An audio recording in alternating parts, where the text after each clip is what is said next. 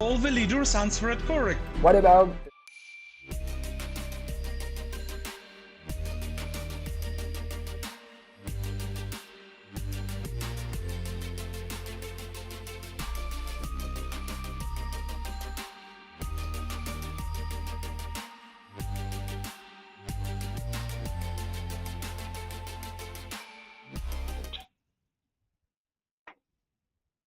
Hey, hello everyone. If you can hear us, if you can see us, please set the thumbs up in the YouTube chat so we will know we are good and we can proceed. Today with you, Aaron Plotz and Alex Volishnev, developer advocates at Datastax, and we are going to speak about one of the most exciting NoSQL databases, Apache Cassandra. Hi Aaron, how are you doing? Great, Alex. How are you? Really excited for this. Yeah, I'm very well. Sorry, I've interrupted you, I guess. Oh no, that's quite all right. Quite all right. Good. So, looks like we are good. Stream is fine, and we can start. Well then, let's start. We have a lot of things to cover today. And first, two words about ourselves. That's Aaron on the left side on the screen and Alex on the right side of the screen, developer advocates at Datastax. We work with Apache Cassandra for many years, and we are totally excited to meet you all here today. Aaron, would you maybe say a couple of words about yourself? Oh yeah, thanks, Alex. Yeah, I'm like Alex said, I'm also a developer advocate at Datastax. Before I was a developer advocate, I've worked at a few, Fortune 50 enterprises, working on some large-scale Cassandra clusters and solving some really big problems with it. I was also nominated to be a Cassandra MVP years ago, back when we still did that. So that's something that I'm hoping we're bringing back. And yeah, and I've also worked as an author on a couple of books about Cassandra and a couple other NoSQL databases as well. So yeah, that's basically about me. Great. So, and I'm also with quite strong engineering background. What I love is using right tools in the right way, and what I hate is inefficiency. And for me, fighting with inefficiency is a way to help people use right tools in the right way to solve problems, not like trying to hit everything with a hammer, but use a microscope when you need a microscope. So let's all proceed. That's not only two of us, but there is a plenty of people working on this workshop and all the other workshops we do also. And this one looks, this team looks great because there are plenty of people working to deliver the content you are watching right now. And Gerland, I see there is a continuous echo. I cannot confirm that. Sound looks good for me. And on our side, it's all green. Maybe you have headphones or something. I don't know. So let's proceed.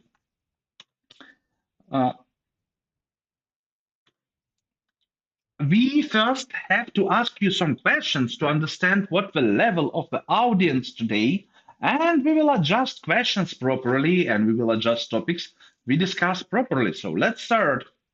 To answer your, so for you to answer questions, we use menti.com, and to go to menti.com, the easiest way is just scan the QR code on the right, or go to menti.com and enter the code you see on the left side, 29972517.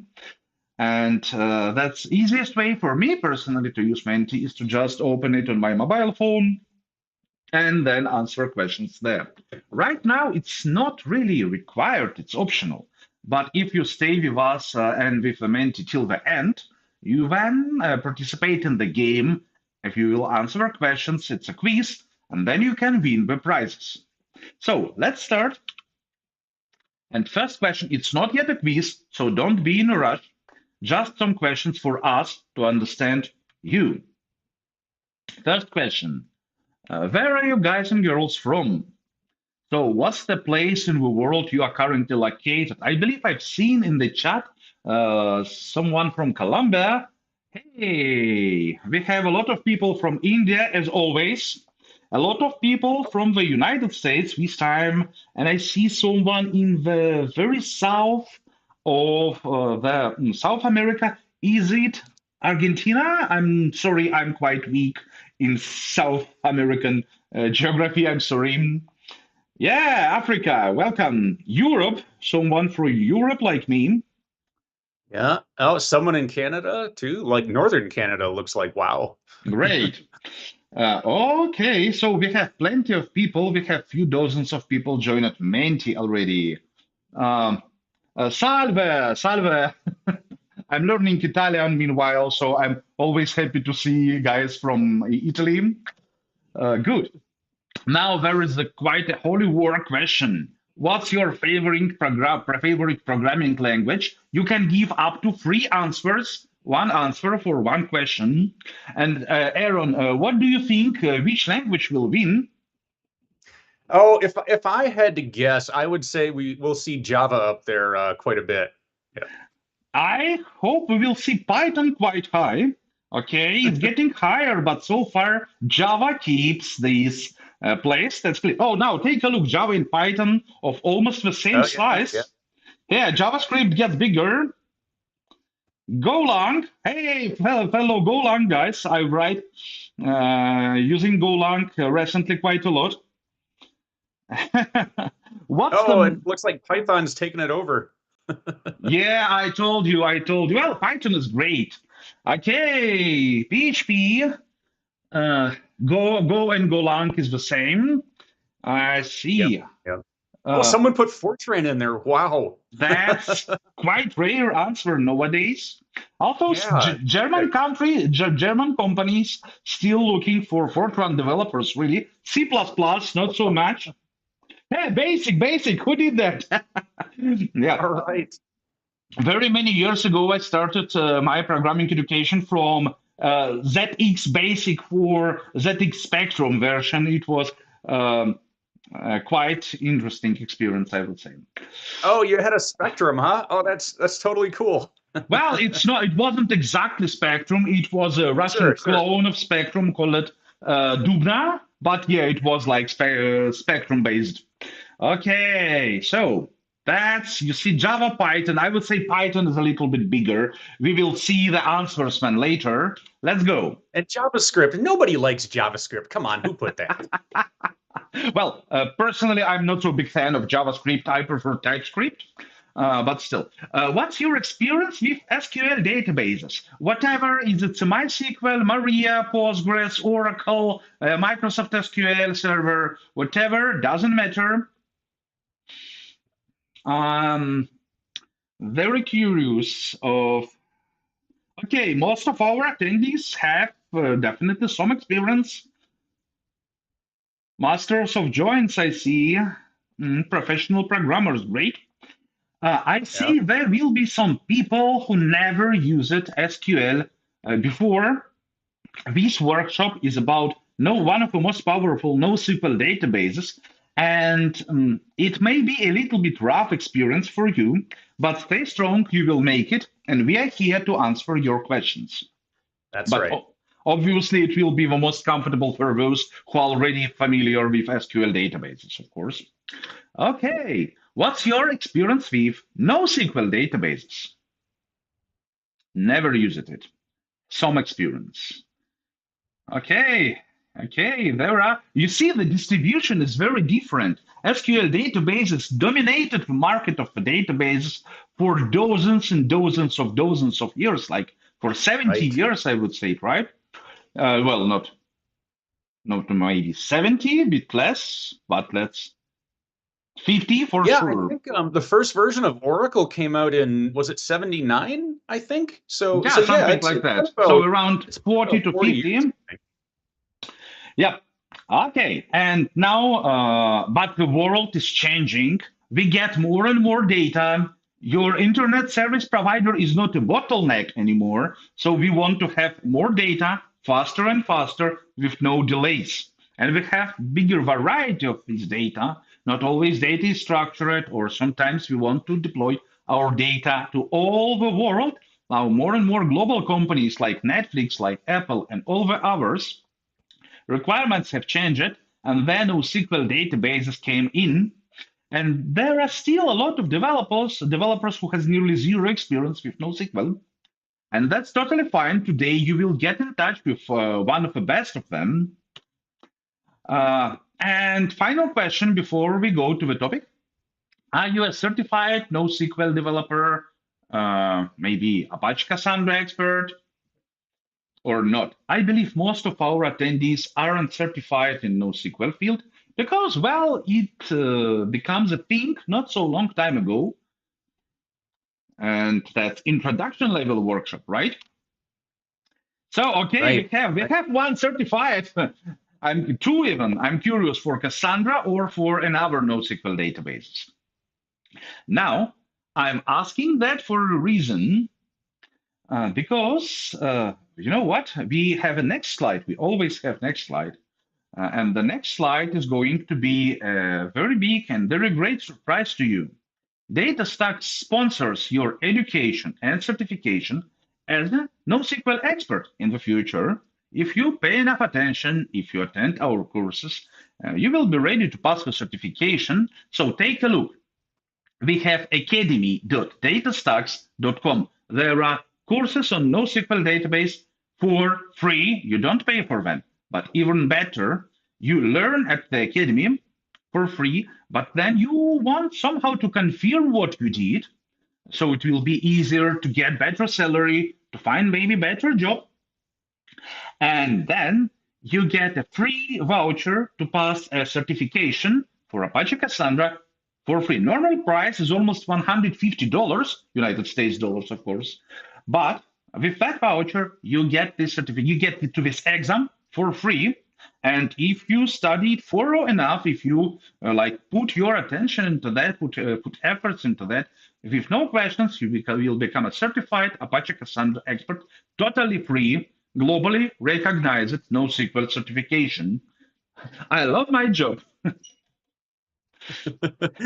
Alex, I was just going to say Really? that. I mean, for that price, you really can't go wrong. And if you want to study up for the certification exam, Alex actually put out a workshop on it a few weeks ago that is actually really, really good. So I advise everyone to take a look at it and help get you ready for it. Datastax.com. And I see people asking for the link. That's my guy. That's guys who want to have the link right now. Let me check HTTPS academy.datastax.com. Here we go. Here is the link for you for Astra. It's free. You just sign up and get to the courses. For developers, I recommend Developer Path. And for administrators, I recommend, obviously, Administrator Path. You will find them on the main page of the Academy. Good. So let's move on.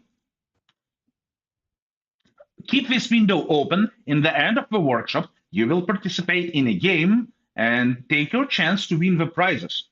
Meanwhile, we start with the workshop. So, a few things you need to know before we go on. Live stream is on YouTube. Mostly probably you are watching it on YouTube right now. It is recorded right now, and later you can get back in any moment and review it, check out the parts maybe you didn't get. It stays available forever for free. We have a backup channel on Twitch. We are streaming there as well, but Twitch is a plan B for us, so we don't watch comments and we don't answer questions there. Speaking of questions, as soon as this workshop is over, YouTube stream will be over too, and you cannot ask questions in the YouTube chat. What do you do then? To ask questions and to stay in touch with Datastax developers, we recommend to use our Discord server, which is available at datastax.io/discord. Like that. And here you will be able to communicate with huge, almost 30,000 developers community. Ask your questions, give your answers, of course, and just chat if you would like to. And for games and quizzes and questions, we use menti.com, what you've just seen. Now, hands-on. We will do a practical part because it's a workshop, right? So you are supposed to push some buttons, not just listen. But there is nothing to install because we have installed everything for you in the cloud. On the GitHub, we have workshop materials. github.com, Datastax Devs Workshop Intro to Cassandra. Then we use as a primary NoSQL database for this workshop Cassandra. But Cassandra is quite advanced in its deployment. So to simplify the things for you, we already deployed it in the cloud, and you don't have to deploy anything, configure anything, turn on multiple servers because Cassandra is distributed, so you will need many servers. You don't have to do anything like that. We did it for you. It's called a Datastax AstraDB. Basically, AstraDB is a Cassandra in the cloud as a service. One last thing, as you are going to put your time and to learn a lot of things today, we want to say thank you for that and give you an achievement unlocked, a badge, a participation certificate for this introduction to Cassandra workshop offered by Datastax developers. That it's already received by 572 persons, and I can't wait for it to have a little celebration, to have 1,000 people receiving this badge. And I hope you will participate in that. Now, how do you get this badge? First, you have to obviously watch this workshop, quite clear. Second, you will have to do workshop steps and then complete the homework, which is explained at github.com, Datastax Devs, workshop intro to Cassandra, at homework part. And I see people are asking for the GitHub link. GitHub link is here. It will be pasted by our Nightbot in a moment. So when you complete your homework, submit it following the link at homework part, and you will be good. Homework. So yeah, for those of you who haven't been on one of our workshops yet, we have a lot of shortcuts that are built in, and we have a bot to handle those in the chat for YouTube. So you can do like, exclamation point GitHub, and they'll get that link, exclamation point Menti, and you'll see the link for Menti and many other things too. Good. And I believe we have Nightbot wrong misconfigured for the workshop homework, I believe. Because it says no submission is required, but actually it is required. So I hope some of my colleagues are watching us right now and they will fix it in a moment, but we will start. So let's go. We are going to talk about many incredible things. Apache Cassandra. It was developed and first introduced in somewhere around year 2010 or 12.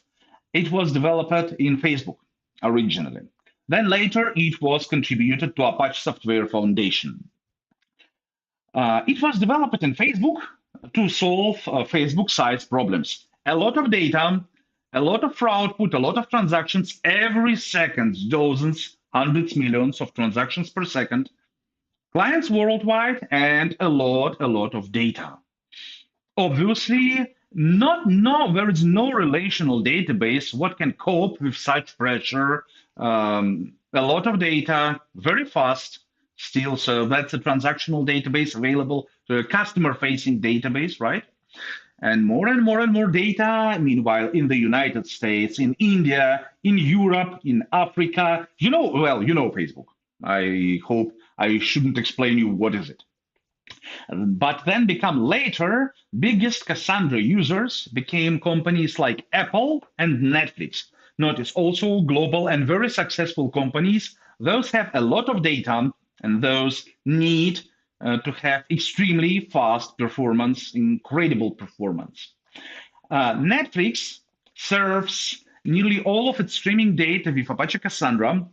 They have hundreds of clusters, and they have 30 million iterations per second on a single most active cluster, but overall count is significantly higher. Meanwhile, they store hundreds petabytes of data over their Cassandra clusters, and obviously data is distributed all across the world using multiple data centers.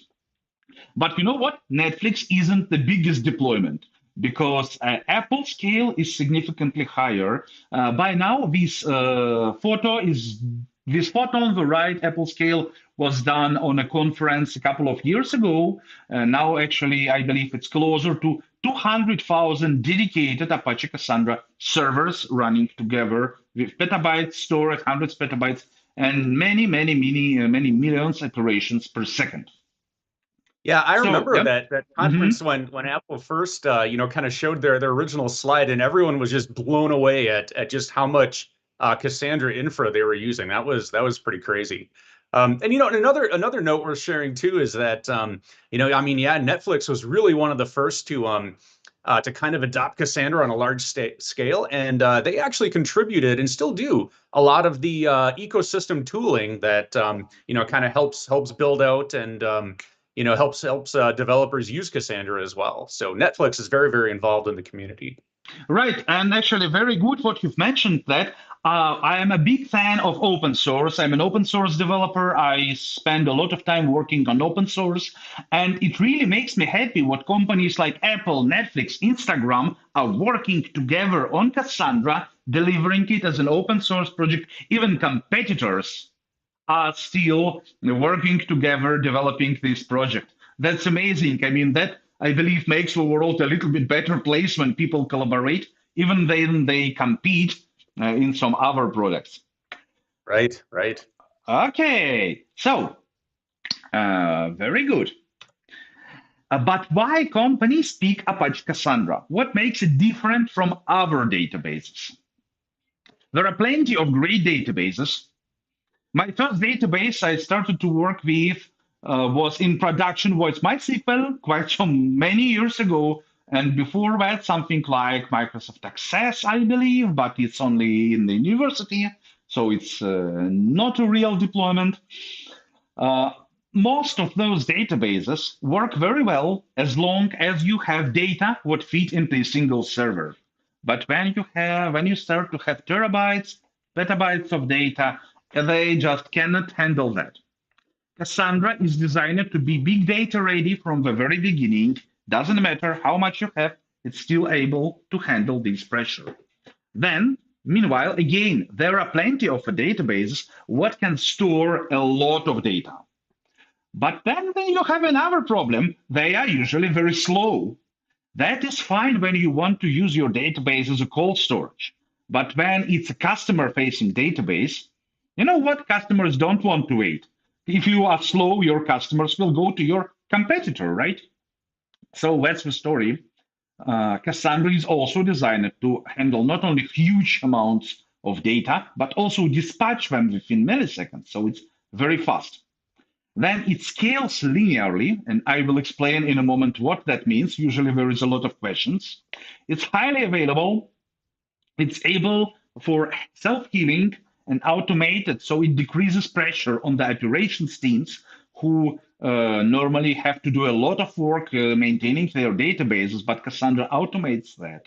Cassandra works perfectly, spreading the data over multiple regions, areas, continents. That's totally fine. Cassandra is platform agnostic and vendor independent.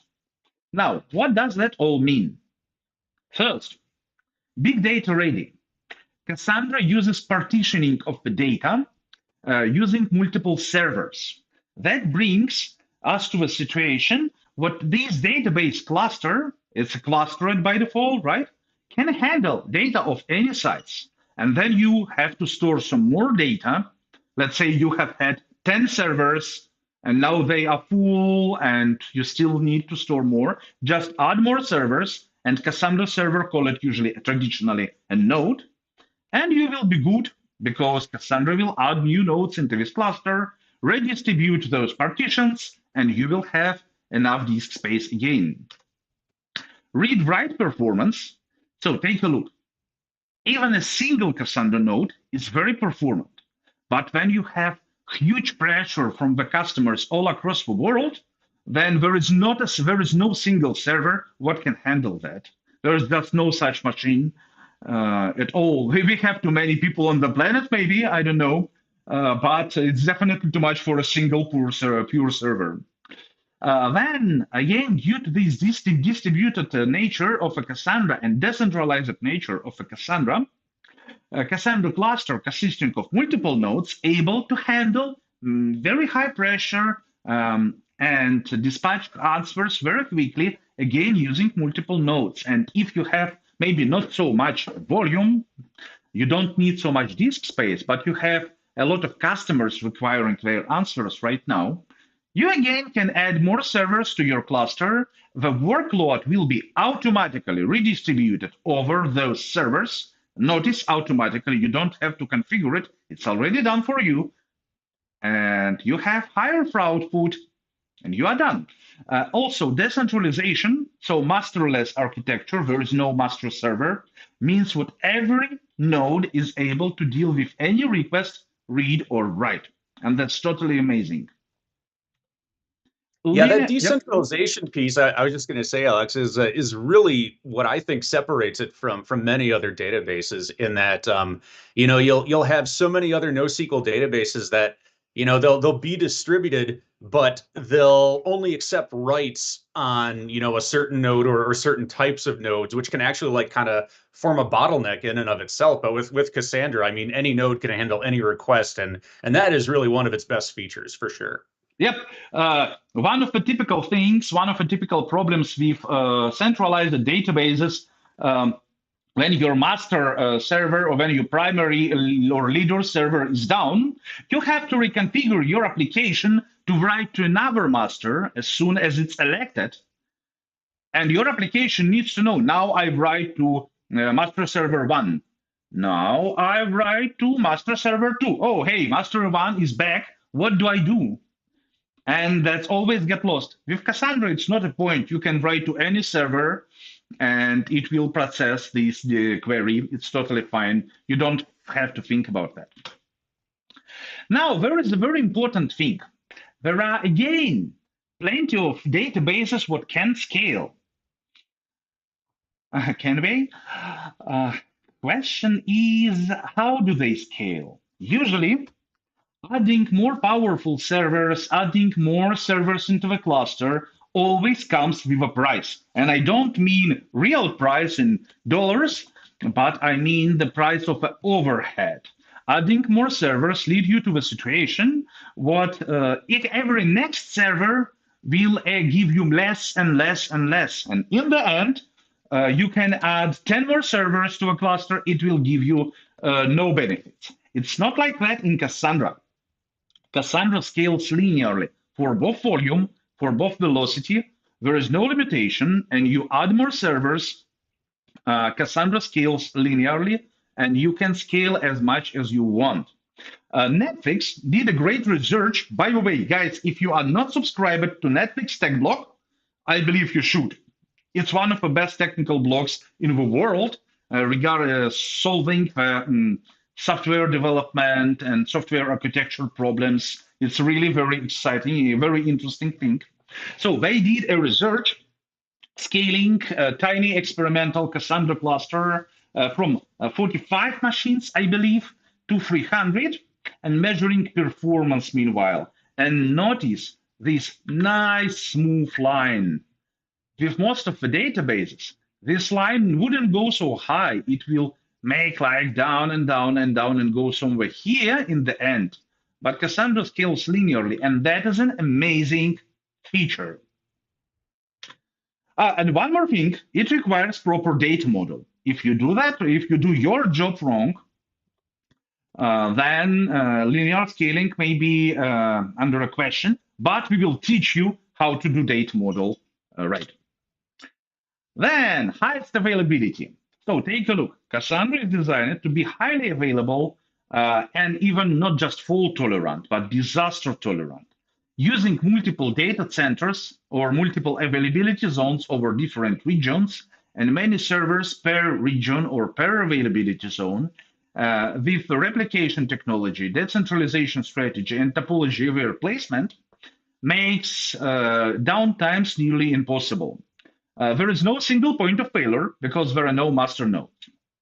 There are always multiple live replicas available.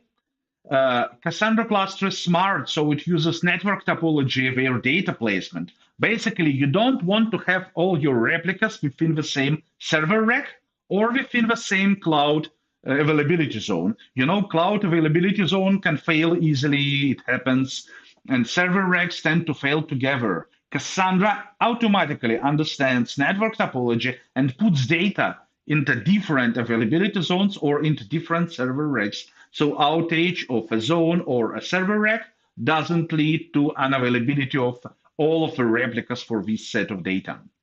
And finally, clients are also very smart. So clients, what you use in your application, have very smart reconnection and strong retry mechanism, which in case of failures can automatically reconnect to another server or even to another data center. That's a good call out, Alex. In that, Yeah. you know, when you think about Cassandra and its ability to work with high availability, it's really a design consideration that was driven from the Amazon Dynamo paper that came out like 15 years ago or so. But it kind of laid the groundwork for, obviously, you know, Amazon Dynamo. But at the same time, it really set kind of the baseline for what a highly available system looks like. You know, when you think about Amazon and you think about like how many thousands of servers they have across the world, there's no way that everything's working 100% of the time. You know, so when you design systems and you think about that possibility for coexisting with some amount of failure, you know, that's what really, you know, kind of helps you be able to adapt and be able to remain highly available. So, yeah, totally. Now, this is the introduction to Cassandra for Developers workshop. And that means what most of you are developers, mostly probably, and don't care about us poor operations guys. But as someone from both developer and operations and DevOps background, I can tell you what I really enjoy for the things, what Cassandra can do for the automation point of view. So I do not have to do many of the maintenance operations.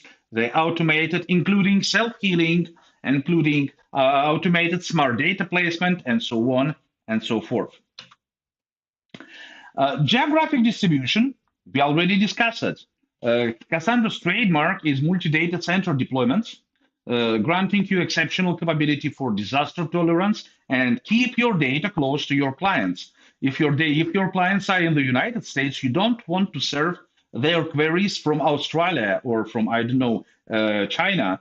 That's going to be too far. If you are working in a global company, you need multiple data centers across the world. And all data centers are active. There is no thing like this data center is passive, this data center is active.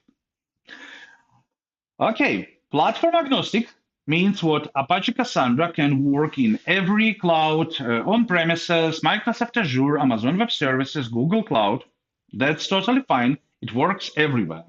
You don't have to worry if can I launch it on Azure or AWS. Now you may think, hey, that's normally not a problem for a database, but then you are wrong. There is a plenty of platform-specific databases. Try to launch try to launch DynamoDB on Google Cloud, or try to launch Bigtable on Amazon Web Services. There is no way to do that.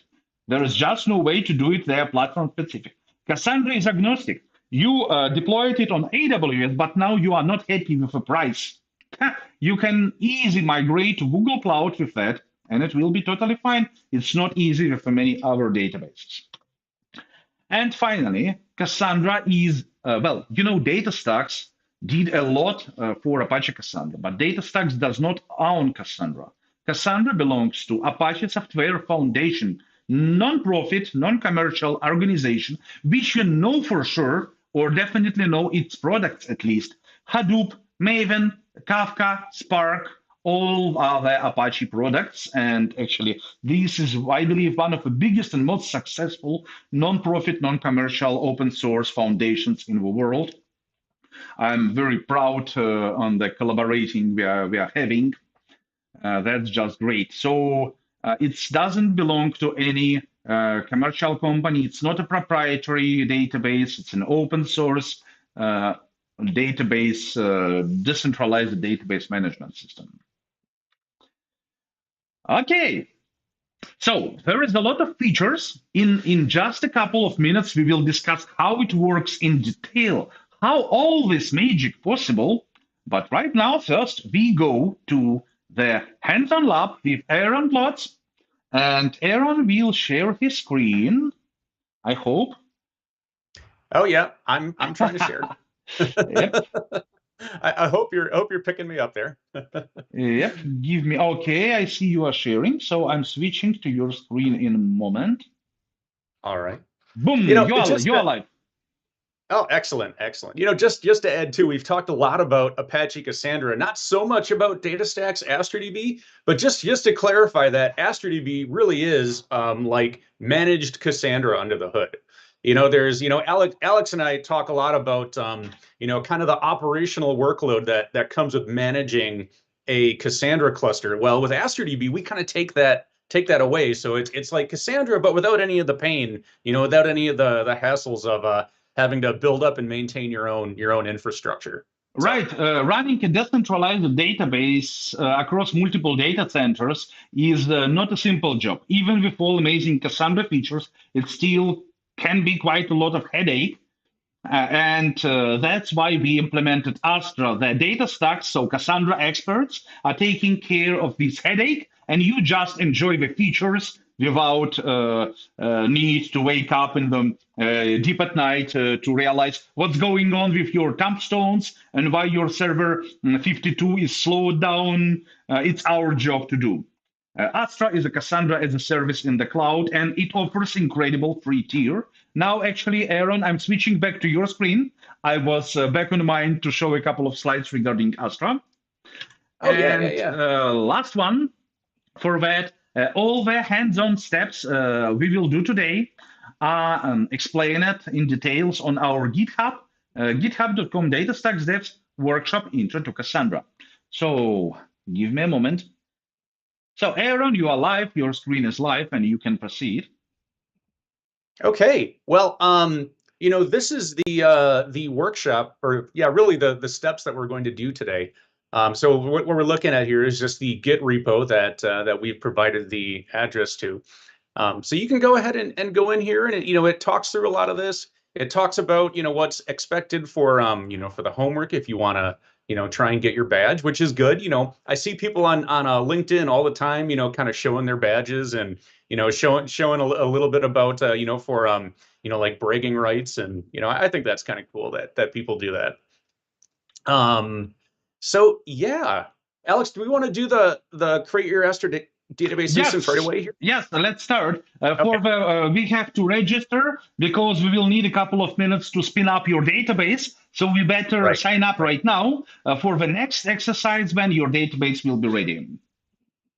All right. So if you look, there's a whole bunch of steps in here, but I'm going to walk you through this as visually as I can. So you see this link here of here, I'll try and highlight it, of AstraDatastax.com. What I'm going to do is open that up in another tab here.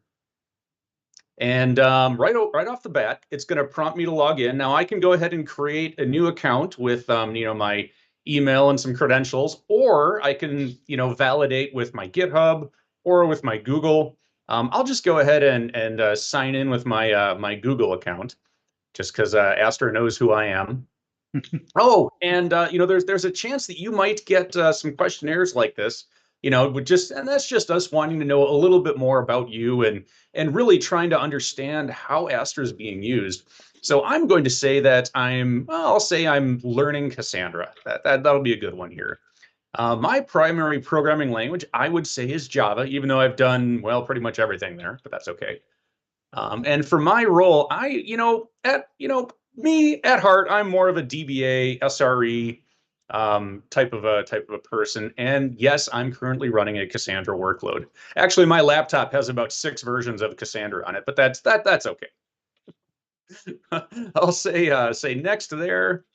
All right, and I'll skip that. Oh, can I skip that? Oh, just finish sign up. Oh, there we go. Okay. So, all right. So the first thing that's going to come up here is what we call our Astra dashboard. You can see I have clear instructions here on how to create my first database.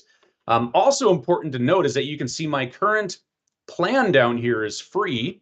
Every month you get $25 in credits, and that's for things like data storage and data movement.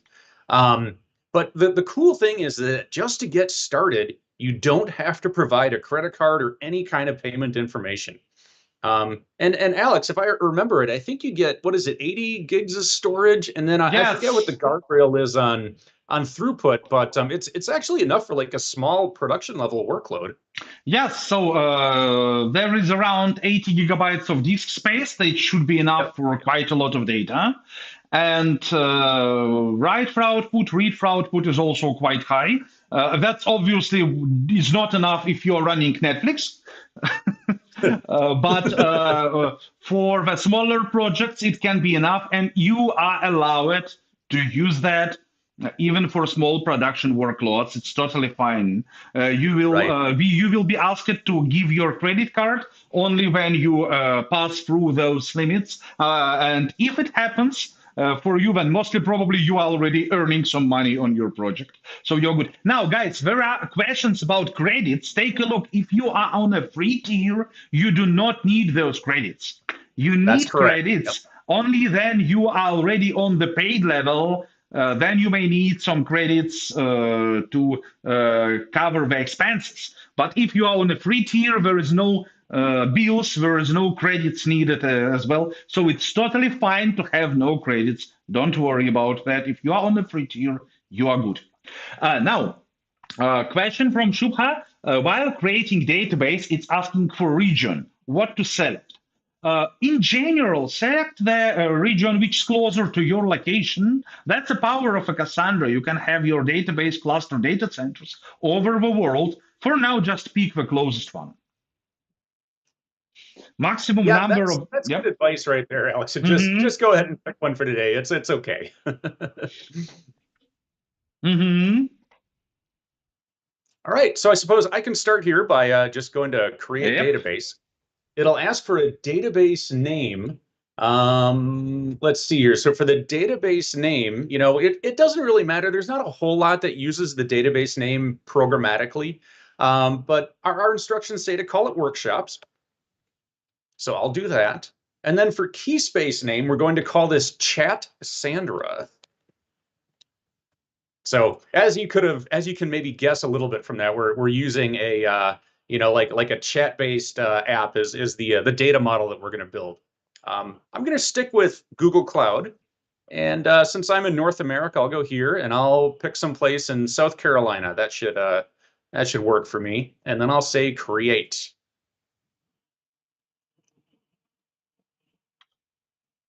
All right, so it'll bring me back to the dashboard here.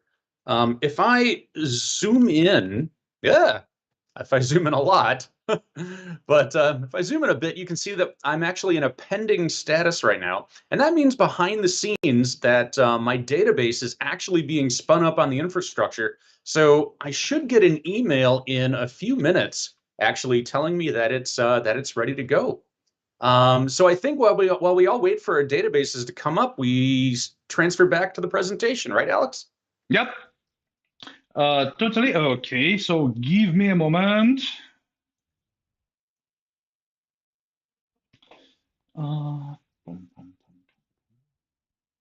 Right. Okay. So we are switching back to my part. I thought it will take a little bit longer for you, so you caught me off guard, but I'm getting back. So here we go.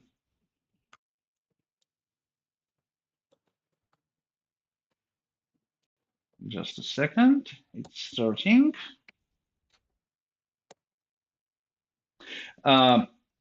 There is a good question by Teja. What does Cassandra use in the backend to spin up the infrastructure? So take a look. Cassandra is infrastructure agnostic. You can put it nearly everywhere. Then it's for you to take care of the infrastructure, and there are some options. Some companies prefer to go with bare metal, like to have maximum of the performance, to have very tuned up servers. They go with bare metal. Now, there are some companies who go with virtual machines in the cloud, or maybe in some of their own deployments. Third option is Kubernetes, and I will tell you by a secret. Astra, so Cassandra is a service, Astra runs on Kubernetes. And then finally, there is a special deployment of Apache Cassandra if for any reason you cannot use Astra, but you still want to use Cassandra on Kubernetes. There is Cassandra, which is a great way, basically, to deploy Cassandra on Kubernetes, and which helps a lot with that. Now, give me a moment. Yeah, hey, it looks like my database is up. So I expect that, I'm hoping many of yours will too. Yep.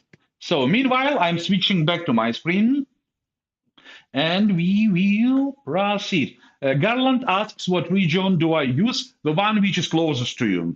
Yeah, it's totally fine.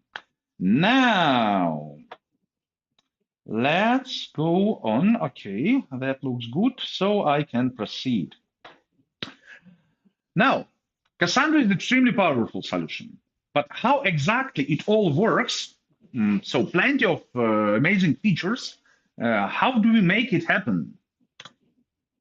There are a few principal points you need to understand. Cassandra is different to other databases. If you will try to use Cassandra as MySQL without joins, you will fail inevitably. And don't tell me I didn't warn you, because I warn you right now. If you want to be successful with Cassandra, you need to learn how it works. Lucky for you, we did everything for you to make it happen and to get you well armed working with Cassandra with our workshop and with our free courses at theacademy.datastax.com. Okay, and of course, there is plenty of encryption options. It's an enterprise level database, so all the encryption you may need is available there, Felipe. So, now focus on we are getting to some internals. First thing, and first very important concept, data is distributed. What does that mean? Take a look. Take a look at this example. We have a single data center of Cassandra, cluster of a single data center of 7 servers. So each circle is a server, and they are built in a single data center. Now, they format in a ring, but actually that's not like server A works with only this one and only this one. It's wrong. Each server is able to communicate with each server. That is important. Now, there is a table on the right side. Yes, Cassandra uses tables. It's a very simple table. Population by city, by country. So we have some data for United States cities, for Canada cities, and so on and so forth. How traditional databases store this data? In the beginning, you have a single server, and this table is stored on this server. And then sometimes you need follow a leading server, follower server. Still, a full copy of this table will be stored on each server, right? You know what? Then, sometimes you get too much data and your SQL database cannot handle that, and then you have to do sharding. And sharding is painful. You actually, with sharding, you lost a lot of SQL features. You cannot use many shiny SQL features anymore, and there is a lot of manual work, and it's painful, slow process, very fragile process. You do not want to have sharding. But again, we discussed it already. There is not a single server in the world what can handle huge data, petabytes of data stored together. How does it solve it? The secret is in Cassandra, data is split into the partitions, and those partitions are distributed over multiple servers. Therefore, more servers you will have, more partitions will be spread over this cluster. For example, here we see what on this server, we have two different partitions. If you scale out, you add more servers, these partitions will be migrated to different servers too. So therefore, pressure by volume and by output on this particular server will be decreased. How does that work? Yeah, Eric, it's kind of a mesh topology, but we prefer to consider it as peer-to-peer topology. Good. So how exactly it works? The secret is each table has a designated partition key or multiple partition keys. It's also possible. In this case, we see what country is the designated partition key for this table. And you can guess on this distribution, right? So all the data is spread based on the country. So country is a partition key. And those two are located together on the same server, but they're still in different partitions because each server is responsible for the range of partitions. Good. How exactly it happened? Take a look. Is this partition key column, so country name, is being partitioned by a partitioner using murmur-free hashing algorithm. There are some options, but it's a default one, and it's the recommended way. Normally, you don't want to change it, really. Now, then this partitioner gets a value. Doesn't matter if it's an integer or a string or multiple fields combined together. It will use this murmur-free hashing algorithm to create a token. So basically, out of any string, any value, we get integer in the end. Here you see what Australia becomes 59, and Canada becomes 12, and Deutschland, Germany becomes 45. But take a look. Normally, those numbers are significantly bigger. So normal partition token is not like 59 or 12, but a very, very, very, very, very long number. And then each server in the data center responsible for the range of tokens. For example, if you would have tokens from 1 to 100, again, those numbers are much bigger, of course. When having 4 servers, it will be split like that. First server 1 to 25, second 26 to 50, third 51 to 75, and so on. And therefore, data from this table, based on this partitioning, goes, tell me, Sydney, so token 59, where it will go? Server number 3, right?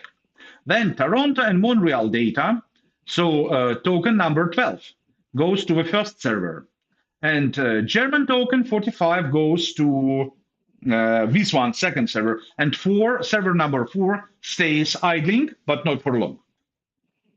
That's how it works internally. Now, understanding token ranges. Token range, I mean the general 100% token range, set of all possible tokens. We consider it from like 0 to 100. Again, normally numbers are higher. If you have one server in your cluster, which is quite a rare situation, all the tokens and therefore all the partitions will be stored on this token, on this server. But when you add more servers, token ranges will be put accordingly. So in this case, we have first quarter, second quarter, and so on. Now, when you add one more server to the cloud, to your cluster, token ranges will be recalculated. And what does that mean? Recalculated means what now the first server is responsible not for 1 to 25, but 1 to 20, right? A smaller amount of partitions per server, lesser data density, lesser pressure, more ability to answer fast for this server. And you know what? You not always have Christmas sales. You not always have Black Fridays. Every business has times then if everything is quiet, no one is watching new episodes of Game of Thrones, and you don't want to pay for your cloud infrastructure, quite expensive when you have 70,000 of database servers, right? Quite big numbers going to be. Then you want to decommission servers you do not need right now. And then you remove servers, maybe in this case, you remove 2 servers out of these 5-server data center, and data token ranges are recalculated again. So obviously it will be 1/3, 2/3, 1/3. And each server will have higher data density, more data, but you will pay less for your servers. And in any moment, you can scale out again. Now, notice a very important thing. All those operations are completely automated, and all those operations are live. Then you change anything with your cluster, data stays available all the time. There is no downtime or adding new server or decommissioning a server or on the rolling update of the servers. And that is amazing. So high availability for routine operations as well. Even if when you have to do major upgrade, it's still possible to do it zero downtime because Cassandra is designed to be zero downtime natively. Alex, Sure. If you could just add a quick point there. Yeah. I like that you talked about the exercise of when you have like Black Friday or heavy shopping or transactional periods where you want to add more nodes, you want to expand. That's an exercise that at my last job I used to do quite a bit of. Because we'd go into the retail season and right before, we're taking our 60 node clusters and we're building them up to 90, or we're taking our 150 node clusters and we're building them up to 200. And then January of every year, we'd do the opposite where you're absolutely right. We don't want to get, charged for a whole lot of compute and infra that we're not really taking full advantage of. So we do the same exercise in reverse. We'd go scale back down, from those 200 node clusters, we'd go back down to 150 or 120 or whatever. But yeah, that's another great feature of Cassandra in that it allows for that elasticity of infrastructure. Yes. People often ask me about how much data I should put into node, like what's the amount of data I want to have on each node. And there is no simple answer, basically, because it depends on your strategy. Data density is a quite important thing. Some companies, like Netflix, prefer to have low data density. They put small amount of data per server, and it requires them to have more servers. But what's the benefit they take is ability to quickly start new servers because they have less data to stream on them, or quickly decommission servers, right? Therefore, their infrastructure is flexible. They can quickly bring in more nodes or quickly decommission nodes and have as much as they need without paying extra for the redundant nodes, what are not required for now, or without running into the situation what your customers want your database to be operational right now, and you just send them a message, sorry guys, my database is scaling out, I cannot answer your question right now. A complete bullshit, right? So with smaller amount of data per node, you are more flexible. With higher amount of data per node, you can save some on the permanent server cost, but then you cannot scale so easily because you will have more volume of data to stream through your network. And by the way, there is a great update on that in Cassandra version 4, which significantly improved bootstrapping of new servers, but we aren't talking about that right now. My point on that, it all depends on your strategy, and there is no simple answer you should put this size. I know company what uses Cassandra as a cold storage, and they have like, I'm trying to remember something like 15 terabytes per node, maybe.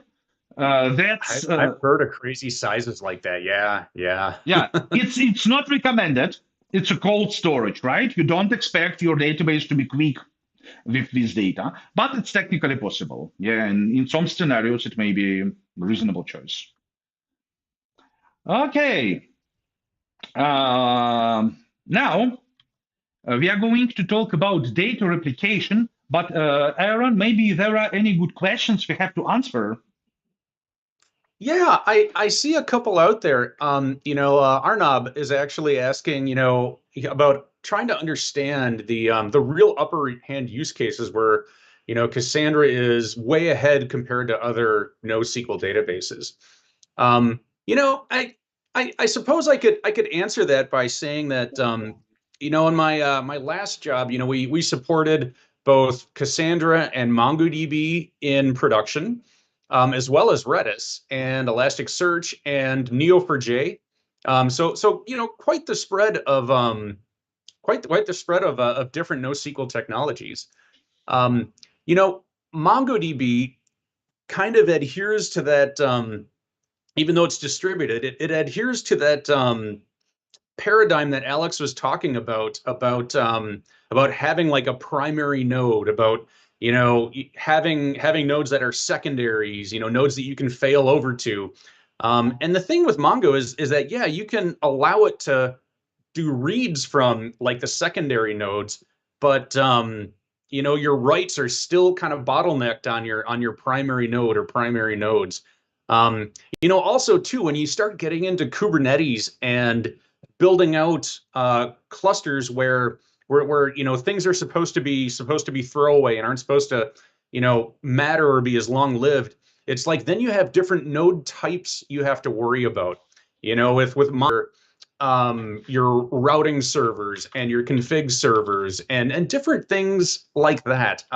So it just makes it a little trickier. And Elasticsearch is actually very similar in how it's set up with like different node types inside of a single cluster. A lot of people out there's a lot of love for Redis, and I can totally understand why, because Redis is crazy fast. And Redis is a great solution as long as all of your data fits in RAM. As soon as you have to start going to disk for your data, Redis kind of loses some of its luster there. Yes, totally. So really, yeah. Oh, go ahead. I remember it was a great talk by Redis guys many years ago at High Load conference in St. Petersburg. Someone, speaker said, now we don't lose data. I mean, that's the persistence layer development in Redis. Now we don't lose data. All the room was laughing, and he was like, no, not this time for real. And this time for real, it was very good. That's funny. Anyway, so yeah, that's just in my experience about how Cassandra solves a lot of the high throughput scenarios that you'll actually run into with some other distributed databases. Right. Okay, good. Well, let's go. So first thing we discussed, data is distributed. That means what data is distributed over multiple partitions and spread it over your servers, and then you add more servers, or vice versa, decommission some servers. It will be redistributed, reshuffled over cluster to keep all servers equally busy. Now, next thing you need to know, data is replicated. We already covered scalability with partitioning. We already covered many great things with partitioning. But you know what? Partitioning is not enough. Partitioning doesn't help us for the high availability. What happens if one of those servers are down? Then the data storage on this server is not available, and we want our data to be 100% uptime available. Then how this happens? It's called data is replicated. So what is that data replicated? Replicated means data, the same piece of data, the same row of data, or we better to say the same partition, is stored on multiple servers at once. For example, with replication factor 1, and replication factor 1, the replication factor defines how many servers in a data center will store the partition. Replication factor 1 means what every partition is stored on a single node. And as you could guess, it makes cheaper deployment because you don't need redundant disk space, but that's obviously not going to be highly available, right? When we have replication factor 2, it means what each server is responsible for 2 token ranges of itself and of one of its neighbors. And therefore, each partition is stored on 2 different servers. And if one of those servers is not available, your data is still available. And then finally, recommended value for replication factor per data center is free. Free means what each partition, as you could guess, store it on 3 different servers. Does that mean what you need 3 times more disk space to store the same value of data? Yes, totally. I mean, there is no magic. If you're going to store the same file on 3 different servers, it will consume as much as 3 times disk space, right? But take a look. Disk space is cheap. And what is expensive? Your reputation. So if you want this thing to be available, if you want your application to be available all the time, you have to pay extra. Reputation is priceless and disk space is cheap. Now even SSD disks are cheap. I'm not talking about the old magnetic drives, although those, of course, not recommended. For Cassandra, we recommend SSD drives. Good. So what happens if data arrives on the server? How it's happening? We get data of the United States from our table, and it's going to be partition 59. Notice what this server is not responsible for this partition. We have, in this case, 6 different servers, but replication factor is free. It means what each piece of data, each partition is stored on 3 different servers on these 6 servers data center. Then this server, what got your query, remember each server is able to answer every question, every query. It using this partition key, it knows where data is located. So it knows what this data is located on this, and this server. And as a result, it will coordinate the operations to store this data. It will issue the queries to a proper replica servers, and they will be stored there. Now, question, what happens if one of the servers is not available? Answer is this query coordinator, so server what got your request and processing it, will store so-called hinted handoff. And hinted handoff is a special persistent data what will be dispatched to a failed server as soon as it recovers. It recovers, it says to neighbors, hey guys, I'm back online. Did I miss anything? And they will, you lazy boy, you missed all the things, where is your data? And they will send to him a hinted handoffs. And it will be consistent again. Yeah, Quite just a clear. quick point about Yeah. that. You know, it'll store hints for up to 3 hours by default. So as long as you can bring your infrastructure back within that 3-hour time period, you shouldn't miss anything. Yeah, totally. If your server was down for more than few hours, then hinted handoffs will be discarded. In this case, you definitely have to launch a repair, or maybe in some scenarios, it will be even better to decommission this server and bring it back as a new, fresh one to your cluster. In some scenarios, it may be a better tactics. Okay, now some of you may know already what is the biggest problem of replication. Aaron, don't give them any hints. I want to see an answer in the YouTube chat, and we won't proceed as long as you don't answer. What is wrong with replication? What is the biggest problem of replicated data? Answer in the YouTube chat.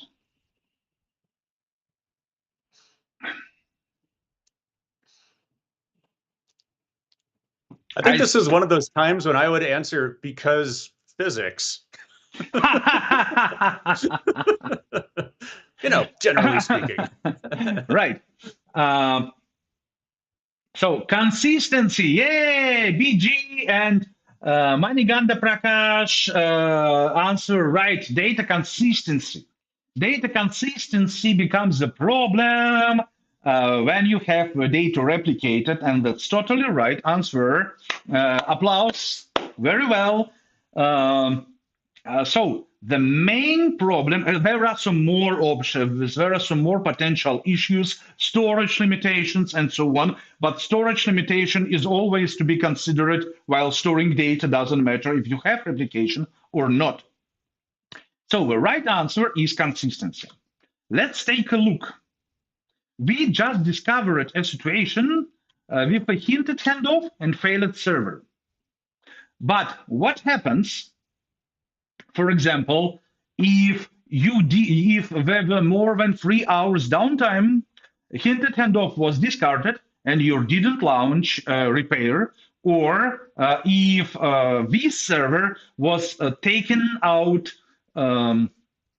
forever, just, I don't know, physically destroyed while stored hinted handoffs, and this one got back, but this server was not available at all. Never. It's totally physically destroyed, kidnapped by aliens, damaged during a shark attack. Things happen in data centers, you know. Then it means what this guy will never get an update.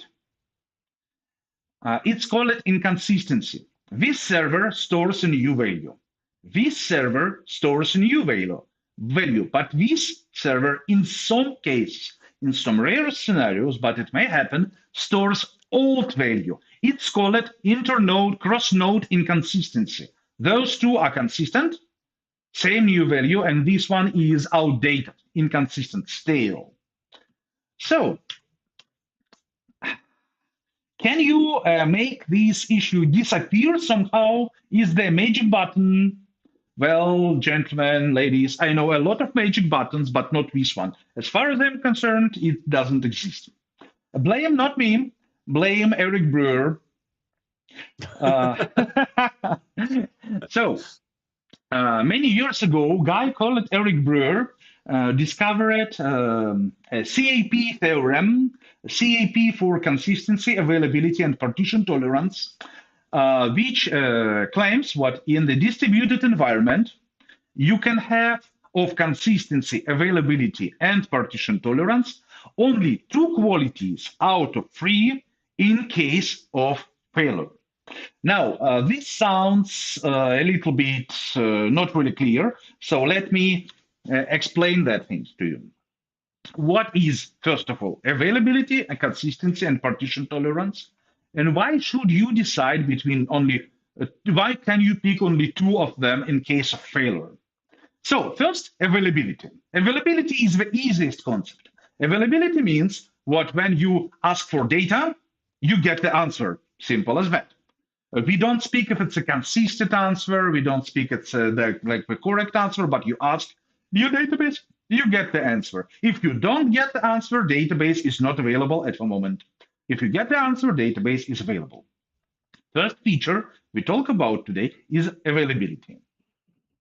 Next one, consistency. Consistency is the problem. What I explained it to you right now, we talk about cross-node inconsistency. When you have your data replicated on multiple different servers, ask all of them, and all of them give you the same value, most up-to-date value, it means what your servers are consistent, your database is consistent. And then if one of them returns outdated value, stale data, then that means what it's not consistent. Finally, the third feature we want to talk about is a partition tolerance. What does that mean? It's the most misunderstood concept. Like I see even people who know CAP theorem fail to understand this concept. I see it very often in the internet, on the conferences, and so on. But you are the best. You are attending our workshops, so we will explain to you.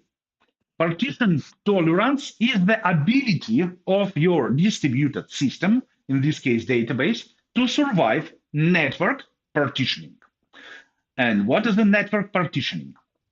Imagine you have a single data center, and in this single data center, you have 3 server racks. Server rack A, 2 servers, server rack B, 2 servers, server rack C, 2 servers. And boom, network partitioning happens. Some aliens just damaged some of your wires. It means what servers of a server rack A cannot reach racks B and C, but and server from server racks B and C cannot reach server rack A, but both of them stay available to your client. Understand that thing. If rec A is completely not available at all, it's not network partitioning. They are considered down. They are not available. It's a question of availability. But if all of the components of your data center are operational, running and available for clients, but not available to each other, that's network partitioning. Or another situation, you have two data centers, and they both available for clients, but data center A cannot reach data center B, and data center B cannot reach data center A. That's also network partitioning. And I will tell you guys, network partitioning is worse than downtime. Now, many people can say, hey, Alex, what can be worse than downtime? I mean, like, really, what can be worse than downtime? Database is not available, application is not available, customers are quitting, bosses are angry, we are losing a lot of money. What can be worse than downtime? I will tell you, network partitioning can be worse because if part of your clients will keep working with data center A, while second group of your clients will work with a data center B, and it will result in the inconsistency between the operations, not cross-node inconsistency. Cross-node inconsistency is not a big deal because it can be repaired automatically. Cassandra and some other databases are equipped to handle cross-node inconsistency. But inconsistency of the network partitioning is much worse because there is no automated way to handle operations. And even after a few hours running in network partitioning state with split brain, it's officially called split brain problem. The only way for you to merge those different operations together will be a manual way. And it's not going to be a nice experience. So you don't want to happen to you. And as you could guess, partition tolerance is the ability of a system to handle network partitioning. And now what's the story? Then the grass is green, skies are blue, and children are laughing, and rainbows and unicorns, and everything is great. Then you have all of this together. Your system is partition tolerant, available, and consistent at the same time. But you know what? Shit happens. Moreover, shit happens inevitably. At some point, there will be some dragons. There will be no network, no power, whatever will happen, and some servers will be down or unavailable. And at this moment, you can decide only between CA, AP, and CP. So you can be only there, or there, and you cannot be here. And you definitely do not want to be unable to tolerate network partitioning. As a result, the only way for you to be somewhere, as we cannot sacrifice partition tolerance at any costs, we have to decide if we are going to be available and partition tolerant by the price of the potential consistency losses, or we require to be consistency and partition tolerant by the price of the availability. It leads us to the situation what in some cases we have to decide if we want to use CP database or AP database. Some databases will prefer availability and partition tolerance, and some databases will prefer consistency and partition tolerance to availability. And you cannot be in the middle. Sorry. Again, blame Eric Brewer, not me. Now, there is a very often misunderstanding. Many people claim what Cassandra is AP database. Is that so? Let's take a look. With Cassandra, you have two different knobs, two different levers to control the state, the position on this CAP picture. One is called replication factor, and second is called consistency level.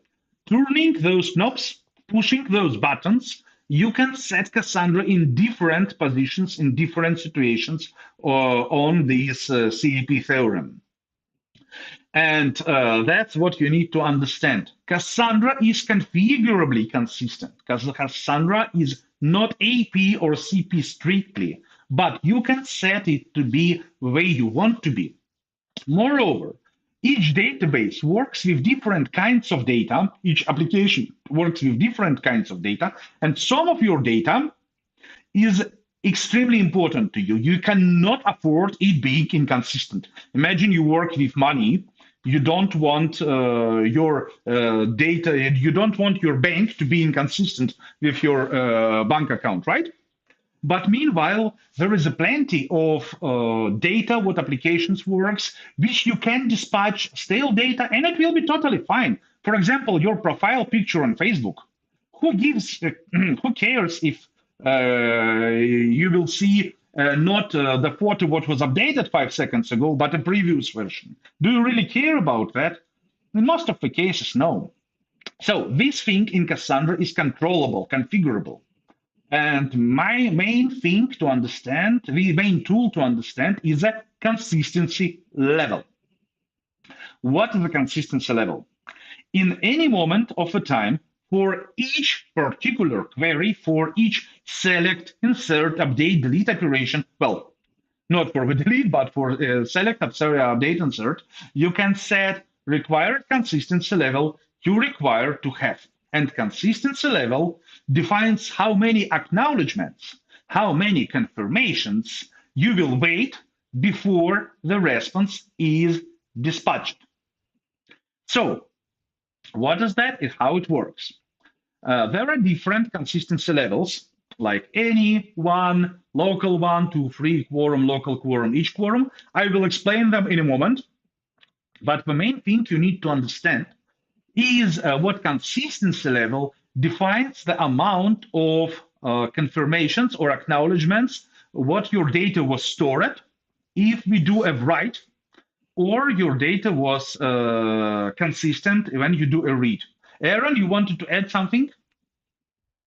Oh, I was just going to say, Alex, that it's quite common in like large to solve large data problems in large enterprises to actually use like a mixed consistency level. Many times I'd be coaching application teams that that wanted a higher level of consistency. So one thing we would have them try would be to write maybe at quorum, but then to read at 1. That way they still get that high performance of a truly highly available system on the read side, but they get a little more consistency on the right side. So that's one way that you'll see teams try to solve that problem too. Yep. You will have a chance to add this in a moment when we start to discuss which consistency level is right. Currently, we are thinking on how it works in general. No, take a look. That's a very good question by Shubham. Then we do, when we have, take a look, it's a write operation with, on the data center with replication factor 3 with consistency level 1. And first, client writes data to a node. Normally, client writes data to one of the replica nodes directly, but let's say it happened client wrote to a wrong node, and now this node is to dispatch data to a proper replica node. And first thing it does, it puts the data to all 3 replica nodes simultaneously, asynchronously. So it will be 3 network operations executed simultaneously at the very same moment of the time. But now we have to wait before we get confirmation, before one of the servers, before those servers will answer, yes, I got your data, we are good. And therefore, when we write with consistency level 1, as soon as we get first answer, we immediately dispatch this answer to a client. You see? That's a consistency level 1. If for query we require consistency level 2,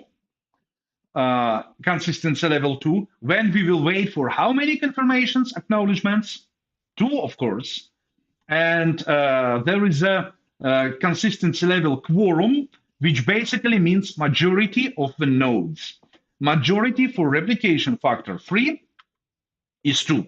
Majority for replication factor 5 is 3. So more than half of the nodes. So in this case, quorum and 2 are equivalent. In this case, we wait for 2 confirmations.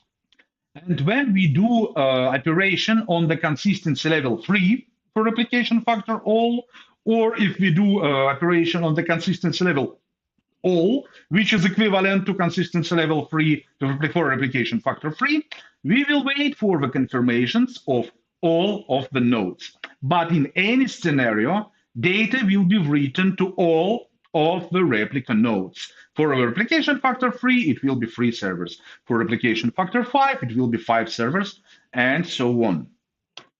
Now, we have plenty of consistency levels. There are a couple of specials I want to mention. I already explained it all. All means we will wait for the confirmations of all the servers storing this data.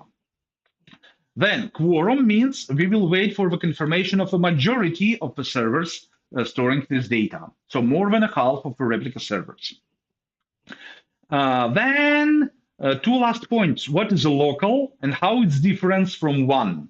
And what is a local quorum, how it's different from a normal quorum? Local is a special keyword, which means I will wait for the confirmation only from the closest data center. Take a look. Imagine you have your application deployed in the United States, working with the United States customers. Let's say it's in North Virginia. And obviously, you want this instance of application to work with the Cassandra data center located also in North Virginia, right? You don't want American customers to wait for the answer from the data center somewhere in Frankfurt or, I don't know, Australia, right? But if you do not use, if you have multi-data center deployment, but if you wait for quorum, it will mean majority of all the replica servers, and if you have 3 data centers, it's going to be quite a while. That's why it's recommended to use local, which means I will wait for confirmations of the majority of the servers from the closest data center I have to this application server running. Same for local 1. And then each quorum means I will wait for the quorum confirmation of every data center I have across the world. It's obviously not going to be the fastest one, but one of the most reliable. And it's important to have when you can write to the same partition from multiple different locations and from multiple different data centers. If normally your customer writes to only one data center, then local quorum will be a better choice of the performance consequences. So now, again, very often misunderstood thing. You can define consistency level on per query basis. You can get one single query, select something, insert something, and execute it 3 times in a row with different consistency levels. For example, on Java, I make a prepared statement with session prepare, insert into product, blah, blah, blah, blah, blah, some values. And for this prepared statement, I set consistency level to be consistency level 1. Also, working with a command line, I can say consistency to get current consistency level quorum in Cassandra query language shell, or I can set consistency to all, requiring consistency level to be all. Good. Now, tell me a thing. If I want my database to be fully consistent, of course I do want. And why shouldn't I always use consistency level on? Aaron, don't give them hints. All right. So try to guess what's wrong with the consistency level all and why shouldn't I use it all the time?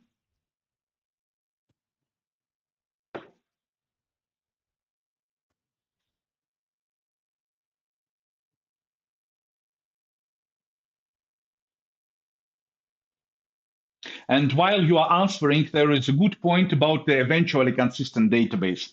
The fun fact, but it's not Cassandra eventually consistent. Every distributed system is eventually consistent. Even relational database with replication to follower servers it will be eventually consistent because there is always a lag between master server and follower server. Okay. Yeah, seeing a lot about latency, a lot about performance. Slow latency, time delay. Good, slow and yeah, Chris, there is my those guys. guy. There you go. Right. That's what I was looking for. So take a look. There is plenty of great answers, and take a look. Latency or slow answer, not always like that. Imagine we ask 3 servers, and this server asks answers within 2 milliseconds, and this server answer within 3 milliseconds, and this answers within also 3 milliseconds. Then what will be overall waiting time? Slowest plus network duration. So let's say 5-6 milliseconds, right?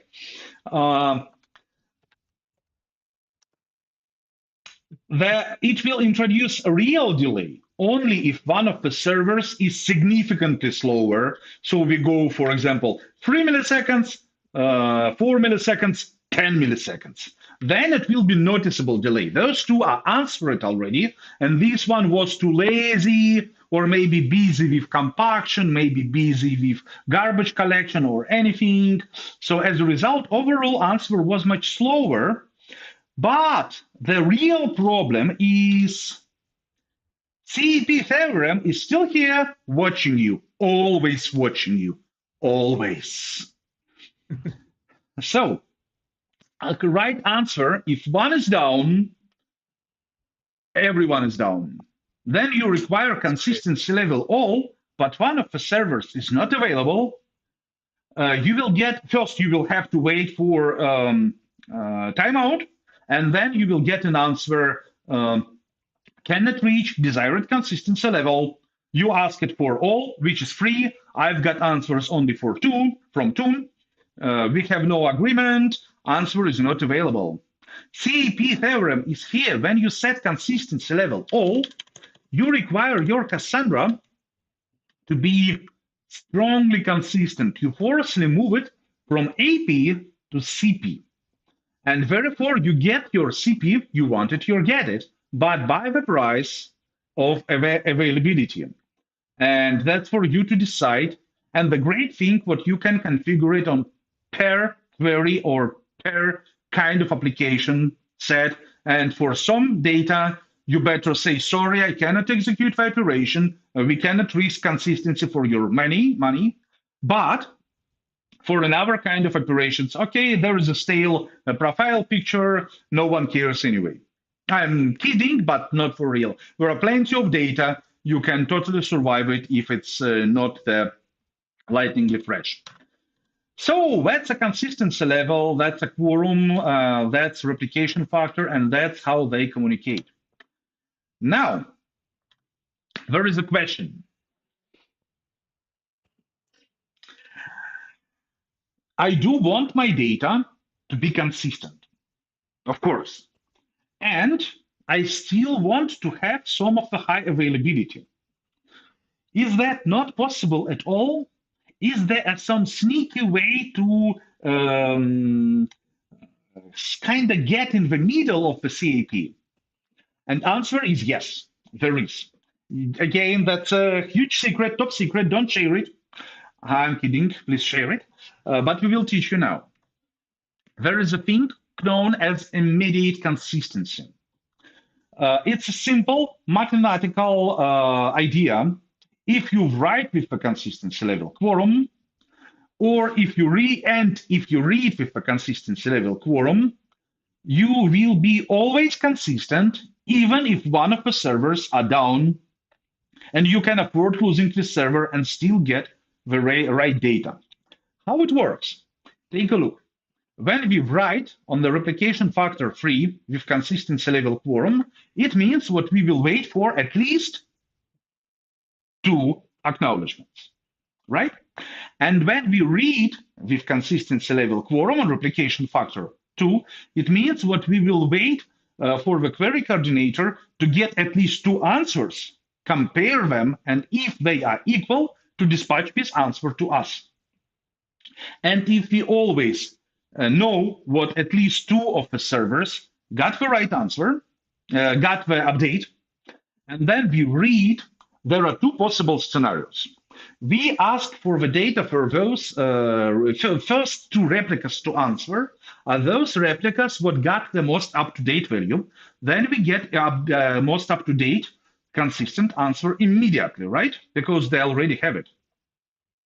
And in some scenarios, maybe this node, what wasn't updated, can answer as one of the first servers. And then query coordinator for read will see, hey, your data is not matching. Something is wrong here. When it will execute so-called repair on broken read, repair the consistency, update the inconsistent node with most up-to-date value. In the background, you don't wait for repair to complete. And meanwhile, you will get most up-to-date value. Then you write with consistency level quorum and read with consistency level quorum. You are always consistent and still can afford losing one server. If we speak about replication factor 5, when you can afford losing up to two servers, still being consistent and always getting consistent data. That obviously raises disk space consumption, but again, a safe reputation is priceless. Aaron? Yes. Yeah, I thought you wanted to add something. Yeah. So. Oh no, I'm good. I'm good. Good. You see, Shubham, thank you for asking. I cannot say it's the best way because we have different scenarios. For example, in some scenarios, I know a company would always write with consistency level all, and then read with consistency level 1. Reads are the fastest, but writes can fail. In some scenarios, for some specific deployments, it may make sense. Overall secret is if your consistency level of write plus consistency level of read are higher than replication factor, then you have immediate consistency. When you write all, read 1, it will be 3 plus 1, 4, 4 higher than 3, immediate consistency. When you write with consistency level 1 and read with consistency level all, 1 plus 3 higher than 3, again, you have immediate consistency. Is that the recommended way? No, for sure. But for some scenarios, you see lower the consistency level, lesser the probability of slowdowns. So you need to understand this concept and balance it depending on your particular scenario. That's the story. I was just going to say that's a great point, Alex, in that it really does depend. Each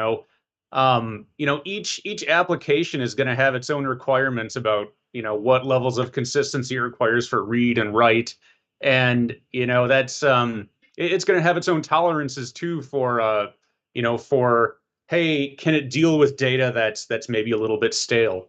So yeah, it really does come down to the business requirements. So it makes sense to understand those when building your models out, for sure. Right. Okay. Last point I wanted to mention is what data is globally distributed. So we discussed it already, multi-data center deployments, and that's quite an often use case for Cassandra. Even if you don't have highest output and you don't have petabytes of data, but still you want your data to be available in multiple regions simultaneously, very quickly, it's totally feasible. And you can go with hybrid cloud or multi-cloud deployments. That's also totally feasible. Cassandra is platform agnostic. You can run it everywhere. Then last point, before we go to the next hand-on step, is when to use. In short, every time we speak about scalability and the chance for your application to have thousands, like a very huge pressure for reads or writes, there are plenty of databases that scale for reads, but for writes, no, guys, no, really, not really. event streaming, Internet of Things, logs analytics, any kind of data efficient time series, that's totally Cassandra case. Availability for mission critical applications with no data loss, always available. That's again very Cassandra use case. Distributed means you want your data to be available in all the regions of the planet with low latency. Very Cassandra scenario. You want some of your data to be not available in some specific regions. Very Cassandra scenario, because for some cases you may specify replication factor 0, and then this case, this data center will not get these pieces of data at all. Maybe your data of your German clients should stay only in the territory of Germany. Then you just set for this piece of data replication factor 0 for the United States data center, and it won't go where? Compliance.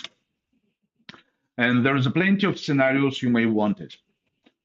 And that's what we need to know. Now, okay.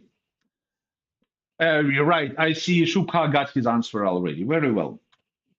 So, Aaron, what do you think about running the next step of the lab? Yeah, I think that's a great idea. Why don't I get ahead to getting the table creation step going? Yes, yes, totally. I will leave you alone for a couple of minutes, but at first I will switch your display on. Boom. So your screen is live, and see you in a moment. You can go on. All right. Well, hey, we have a few tables that we're going to create. Although before I start talking about, the tables specifically, we should mention, a key space, and really what a key space is. We get this question a lot, especially in terms of, like new folks using Astra, or when you first create an Astra database, it asks you to, hey, what's the name of the key space you need? Because you always need one. Really, a key space is just a logical collection of tables. And that's really all it is. If you're looking for, like an analog or something similar between the relational world, like inside of like a relational database, you can define a logical database. And really all it is it's just a way to kind of logically group your tables together. One thing we talk about too with Cassandra and building applications on top of Cassandra is that you should really look at building one key space for your application. So that's just important, something to understand. Your application might use several tables, but it should kind of stick to one key space. So the first thing we're going to do is let's get out. Oh, and I've been signed out. So if you leave your Astra dashboard alone long enough, what'll happen is it'll automatically sign you out. So I'm going to go ahead and sign back in. Come on. Oh, there we go. Okay, it's going. All right. And if I go ahead and click on my workshops database, and I scroll down here at the very bottom, you can see that I have a chat Sandra key space, which is the one I put in at creation time. Now, if I go over here to CQL console, you're going to see this start to come up. There we go. And the first thing that we're going to do is just take a look at the key spaces that we have available to us. And the way to do that is to run a describe command. And you can also shorten that to desc. So if I say describe key spaces, I get all of the key spaces that are delivered as a part of a default cluster for Datastax AstraDB. The one we want is this chat Sandra key space. So I'm going to just say use chat. Okay, now this is pretty cool. It has tab completion. So if I just hit tab, oh, I thought it had, oh yeah, there it goes. There's just a little delay. That's it. So it'll go ahead and tab complete as long as you've typed out enough to be unique. So now you can see my prompt has changed so that I'm using the Cassandra key space. I mean, if you go ahead and just describe the key space singular, you'll see that well, we don't have any tables in here right now, but we have our basic key space definition, and you can see that right now I've just got a replication factor of 3 in my US East 1 data center. So that's what we start with. So from there, let's create a simple table here. So if I go back to the README here and I scroll down, you can see the step 2C, we're going to create the users table. So it's got this little icon over here. You can see it create if not exists. I can copy that, and then I can jump back over to my SQL console and paste that in, and it'll go ahead and create that table. So now if I arrow back up through my command history here, a little bit, you'll see that I have a described key space. And if I hit enter there we go. It will show my key space definition along with the user table that I just created. All right. So now there are 2 other tables that I'm going to create. One thing that we talk a lot about, and Alex actually came out and mentioned this, is that data duplication is okay. In Cassandra, as with many distributed databases, what you want to think about is building your tables to suit your queries. Now, in this case, in Cassandra users, you can see that we have email defined as our lone primary key. Now, this will work great, as long as we're querying our users by email address, and usually you do. But in our chat application here, we're going to also have not just users, but posts to worry about. And sometimes with chat posts, you want to be able to query based on like the ID of a post, or you want to be able to query by a user, or you want to be able to query by a room. So in this case, we're going to scroll down to step 2D. You can see that we have 2 tables here, posts by user, and that's keyed by user ID as a partition key, and then post ID as the clustering key. Now, a clustering key is an interesting concept. Really, all it is just, it kind of tells Cassandra, within a partition, this is how I want this data sorted. So it's pretty simple that way. And then post by room also has a primary key that's made up of both a partition key and a clustering key. So we have this room ID that we're partitioning on, and we're also sorting it by post ID inside of there. So what I'm going to do again is go over to the corner here where I have that copy icon, and I'm going to create both my tables just by pasting them just like that.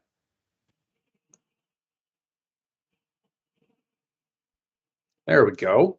Now if I do a desk key space, you'll see that I have my user table, post by user, and post by room. So very quickly, I have 3 tables out here. Let's see. All right. So Alex, I don't know if you. Oh, Alex is back. Hey, all right. I was going to ask if you wanted me to go right into the CRUD operations in the interest of time, or if you wanted to take back over for a minute here. Yes, I'm ready to take over. And give me a moment. I'm switching back to me. Before I proceed, there were a great question from who was that? Let me a moment to switch. Teja. Great question about what is a tombstone in Cassandra. I see someone who has some experience with Cassandra already. Tombstone is a very interesting concept which is not familiar to other databases. to many our databases, to most of our databases, but big thing in Cassandra. Take a look. Let me explode your brain for good. You will get it back in a moment, but in a new, very promising order. In Cassandra, insert, update, and delete are exactly the same operations. That's right. They're all right. Yeah, usually when I say that somewhere at a conference, I see people with glass eyes, just like missing from this reality. What do you mean insert, update, and delete are the same operations? Okay, I can understand insert and update because we know upserts when update work as an insert if data doesn't exist, or insert work as an update if data is present. That's familiar, but how come delete is an insert? And the answer is, take a look. Cassandra, it's very important working with Cassandra to understand how it was designed to solve which kind of problems designed. It's a customer-facing database. It means it has to work extremely fast while storing petabytes of data, so very a lot. It implies some limitations. In short, you cannot execute search and update operations on disk. Why? Because disk is slow. Disk operations are slow. Even with SSD disks, RAM memory is much faster. But don't forget, we work with big data, and big data doesn't fit into RAM. As a result, we kind of need to do create, read, update, delete operations with a data which is stored on disk, but still do it within milliseconds. Latency is not allowed. How do we do that? In short answer, we do it in background. Cassandra uses a lot of background operations where some quick operation, for example, as quick as possible, executed in the beginning, and then you get the answer. For example, write ahead log, a commit log. Your data is persistent before it really gets in the ordered segments on disk. It's a more advanced concept we don't explain today, sorry. Cassandra cannot be explained in full, in depth within 2 hours. We will be out of 2 hours anyway, sorry. Okay, but when you do an delete, no data is actually deleted, but a special record is inserted showing whatever data, but now it's not present. It was there, we have killed it. And this tombstone stays as a part of a table, as a record in the table, as long as all the data will not be wiped out during a compaction, which is the next advanced thing we again don't explain today. It's anyway more about the operations. And today we speak that for developers. But in short, this special record, it's called tombstone because, well, it is a tombstone. There were some data, now it's killed. Sorry. It's not present anymore. That's what a tombstone is. It's a special record what marks the data is deleted. And the real data will be deleted significantly later. Good. So let's go on. We have not so much time left and still some very important concepts to discuss. Right. So the data start for us from a row. And that's something what must be familiar to you. Row is a single structured data item in a table. Then with traditional databases, you go to the tables, and if you do so with Cassandra, NoSQL police will come to you and arrest you. Because never forget about partitions. Partitions are the groups of rows having the same partition token or value of the partition column. It's a base unit of access in Cassandra. Never forget about the partitions. Partition is the base unit of access in Cassandra, not a single row.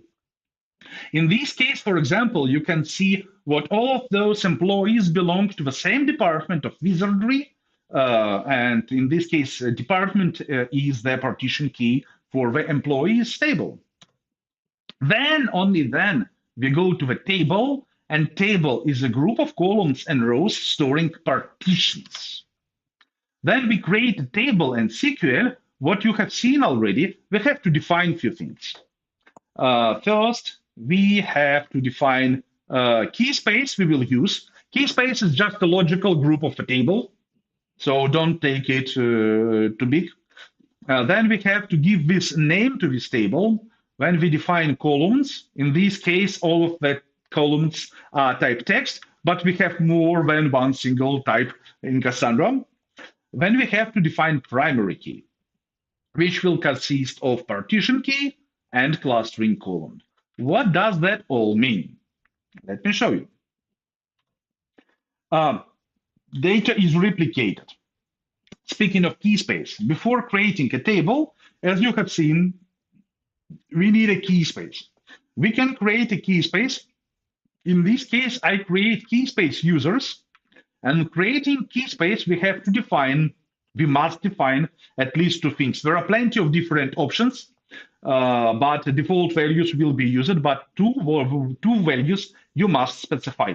Replication strategy and replication factor per data center you want this data to be stored. In this case, we have two replication strategies, simple strategy and network topology strategy. Simple strategy is good for your laptop and bad for anything else.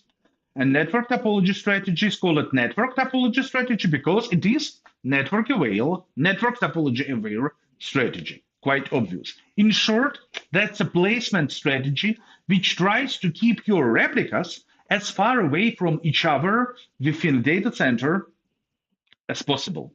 If we speak about a data center, it will put replicas into the different server racks. If we speak about a cloud, it will put data of the same region into different availability zones for the obvious redundancy and high availability purposes. In short, simple network topology strategy for production and maybe staging, simple strategy for whatever test or dev environment you have. And then very simple, you specify data center, you specify replication factor for this data center. Data center, replication factor. There is a good question people usually fail to answer. How many data centers I have in this cluster? Usually people say 2. That's wrong, because I can have 20. I shouldn't specify all of them. So in this case, I can have 20 data centers, but still I can specify only 2 of them and have data only in 2 of them. Good. Then primary key. What is a primary key? By creating a table, we have to specify a primary key. And primary key is a simple thing. It's an identifier for a row. It's always must have partition key, which is a part of it, and may have clustering columns. Those are optional. Simple idea of a primary key, it defines unique row you may want to access. For example, users table with user ID as a primary key, completely fine. You will have as much partitions as much users you have, but it's completely fine. And then a primary key, city, last name, first name, email, again, totally fine. You will have as much partitions, as much cities you have, and still each row will be unique because of a last name, first name, and email. Then partition key. Partition key you must understand already. Partition key is an identifier for a partition. It always must present. It needs to have at least 1 column, may have more. And in this case, we will have comments for a video you're watching now on YouTube, partitioned by video ID. Or again, as discussed, you may have as many partitions as users you have if you give a field which is completely unique. And clustering columns have 2 duties. First duty, they are present in the primary key to ensure uniqueness of the data.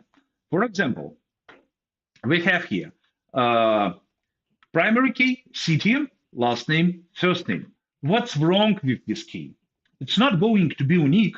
There are more than 20 John Smiths in New York, and when we have to add email as a clustering column, so this primary key will be unique. Otherwise, as Cassandra using upserts, every next John Smith will be a very bad surprise to the previous one. We want to avoid that. Then, second example, clustering columns are also responsible for the data sorting order. As a result, if we store comments for a video, partitioned by video ID, based on the comment ID, will it be unique? Yes, it will, because comment ID is unique. It's fine from uniqueness point of view. But they will be not sorted, and usually we show comments latest first. So we want to pre-sort them based on the clustering column, which basically makes this pre-sorting. Now, those are the most important slides of a presentation. They even have a slide of the year award. I developed those slides, and I gave them this award. I do believe they deserve it. And your understanding of those concepts basically will define if you will succeed, if you will have success with Cassandra, or you will fail. First rule of a good partitioning: store together what you retrieve together. It is an important thing. Example for these commentaries for a video. For example, you open a video on YouTube, you want to see all the comments. Big mistake, if you ask me, don't read comments on YouTube. Not for our videos, our attendees are great, but in general, not really worth your time. That's right. But still, we want, while showing a video to a customer, to a guest, to a friend, we want to show comments within single one select statement, not asking dozens of servers for pieces of different comments, right? All the rows with the same partition key will be stored together. They will be neighbors to each other, and therefore they can be easily retrieved together. So first rule, store together what you retrieve together. Then next thing, avoid big partition.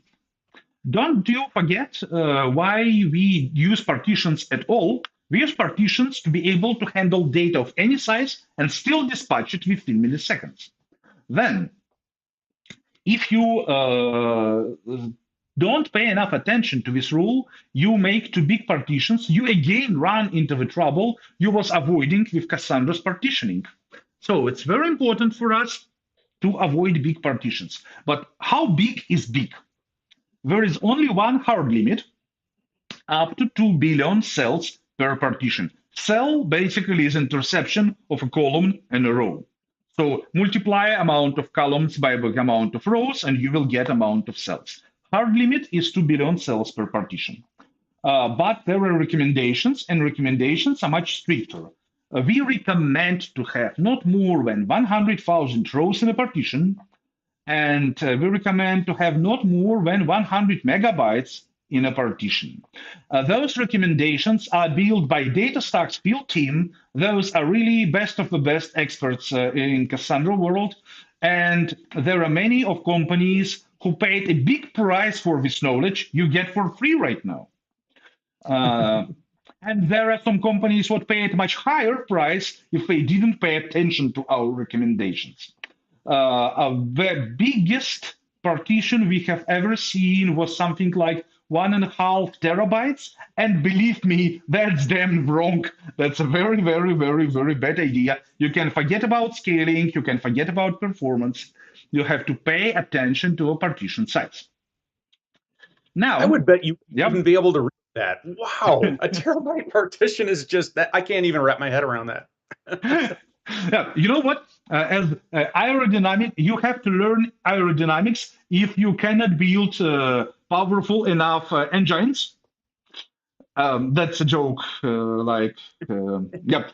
And you have to learn partitioning and data modeling if you cannot buy expensive enough servers. But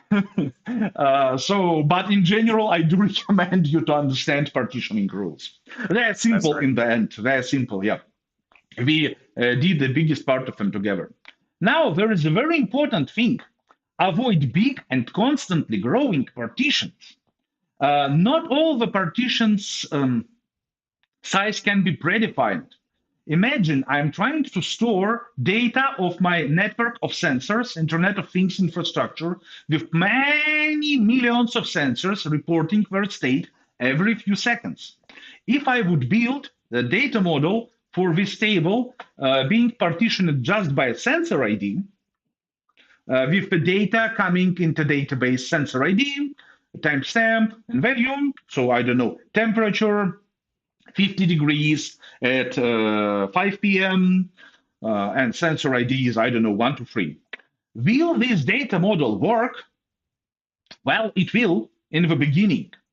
But as those sensors report their state every few seconds, after a few months, partitions will be too big. I can handle that in a couple of ways, but the traditional way, if you don't want to delete data regularly, or if you don't want to use time to leave, Cassandra supports time to leave on per record and even per value basis, then you can go with bucketing. Bucketing is a great approach. There, instead of this failed sensor ID as a partition key, I make a compound partition key consisting of sensor ID as before, but also month year. For example, now it's January, February, March of 2022. That means what month year will be 03/2022. It can be an integer, it can be a string, it doesn't matter. And then as month changes, March is over, last record goes to this partition, then month changes. Sensor ID is the same, year is the same, month has changed. What does that mean for us? Will the hash value, the token, will be the same? No, partitioner will create a new token. Therefore, new partition will be created. We will not touch previous partition. We will write to a new partition. And as a result, a new partition for a new month will be created. We can easily calculate. So if each sensor reports its state every 10 seconds, and we have bucketing based on the month, we can easily calculate how many records we will have per sensor, per month, per year. And basically, that's the idea of bucketing, and that's a very important idea. So too many partitions is not a problem. You can have as much partitions as you want. I don't remember the exact name, but there is something like amount of atoms in the universe, something like that. So you can have as many partitions as you want. That's fine. Yeah, it's like 2 to the positive 63rd to the negative 63rd, I think. Yeah, and I'm trying to remember what that number is, but it's huge. Yeah, it's huge. Yeah. It's huge. And UUID is unique per sensor, per device in this example. So we will have as many IDs, as many sensors we have, and each sensor ID will be unique. Yes. Okay. And finally, avoid hot partitions. Size is not the only consideration. If you have one partition being written or being read all the time, and all the others are idling, not really use it, then it's quite bad for scaling. For example, you have one partition overloaded with operations all the time, all the others are not busy. You see what cluster performance is low, and you are like, okay, I have money, I will put some more servers into that. Will it help? Aaron, what do you think? No, it won't. Right. If all of your partitions are busy, overloaded, and you have a lot of them, you add more servers, token ranges will be recalculated, and as a result, you will have less partition per server, less pressure on server, and you are good again. But if the pressure over your partition is uneven and one single partition is overloaded while others are idling, you can add thousands of servers. It's still you will have only 3 servers with normal replication factor 3 responsible for this particular partition, therefore scaling won't work. That's what I told you before. Cassandra scales linearly, but you have to do your part of the work. It's a shared responsibility. Yep, very much. Yeah. Last few words on the data modeling, just like in a few minutes. What did we have left from the lab? I maybe will ask guys to complete the lab without you. What do you think? Yeah, we're kind of pushing on time here. Yeah, I mean, really, if as long as folks could step through, step 3 in the README, it's pretty simple. It goes through, the inserts that you do and then querying. And there's some good notes in there too about making sure that you're querying always using a where clause, and why that's important. So Yep. yeah, I think that's a good idea, Alex, that we could have everyone kind of go through there on their own. Okay. By the way, give this guy a medal. Shubha Rahul asks great questions, so I again have to answer one of them. Take a look. UUID is not an auto-generated number, but user can give while inserting. Exactly right.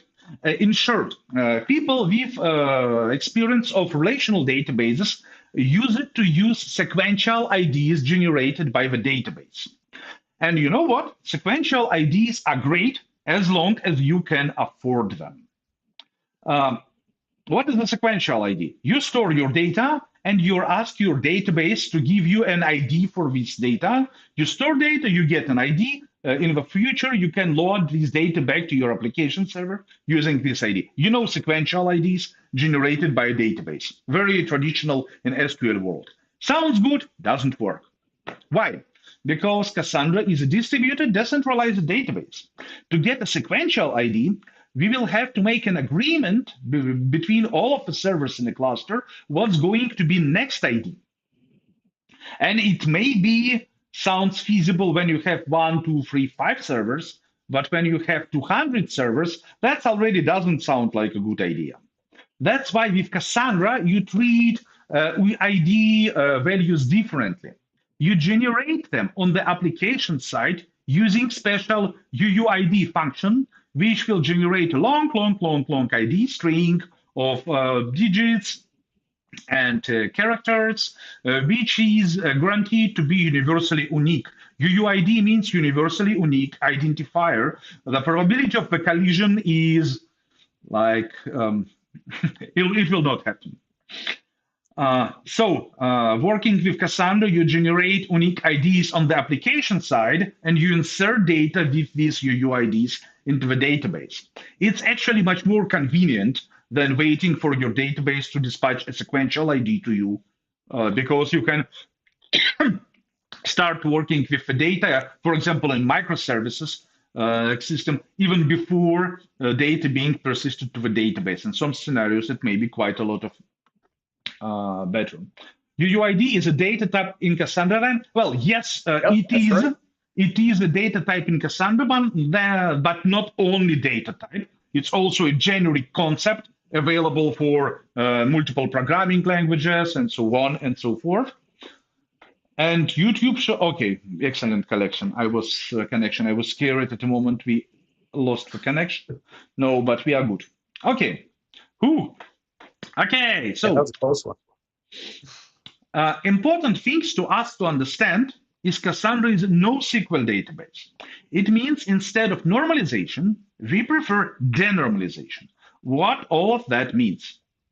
Normalization means, I hope most of you know what's that, is what you are trying to remove redundancy in your data, to keep your data integrity, following the uniqueness, like every piece of data should be stored only once. Database normalization is the process of structuring relational database in accordance with so-called normal forms in order to reduce redundancy and improve data integrity. It was proposed by Edgar Cote very many dozens of years ago.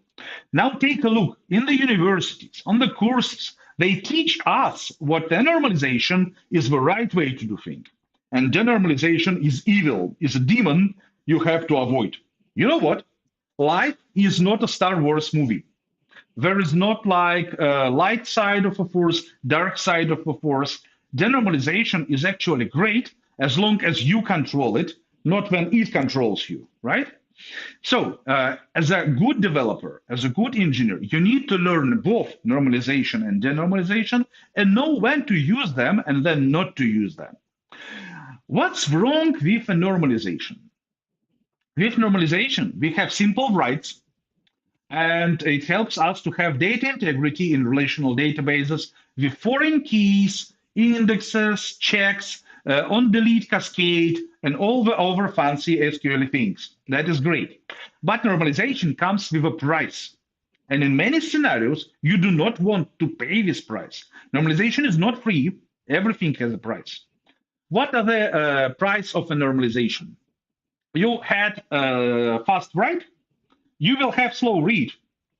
And queries, thanks to joins, sometimes very hard to maintain.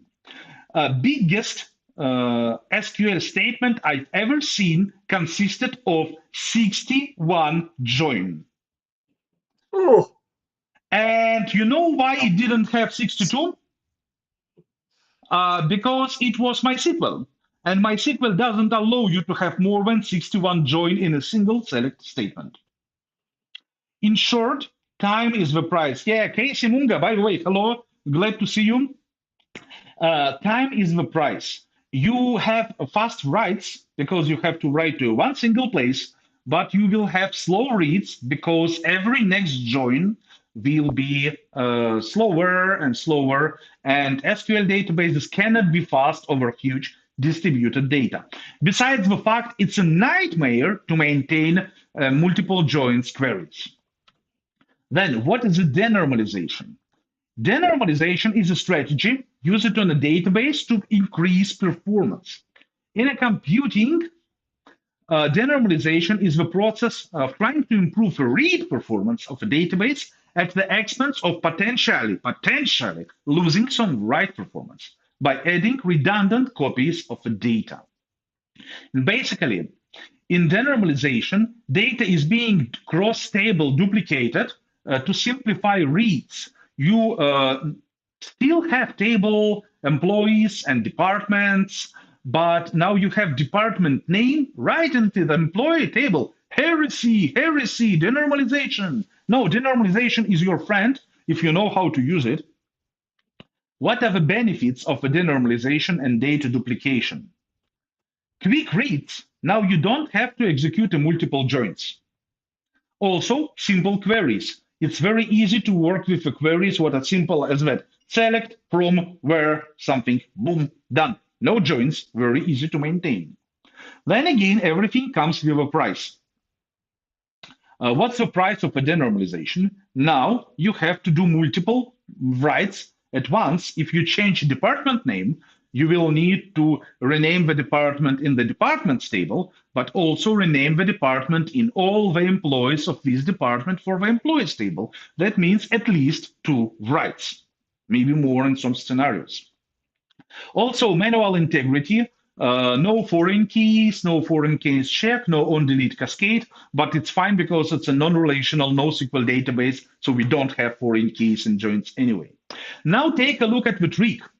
Yeah, Casey, you are right. Denormalization will consume more disk space, totally.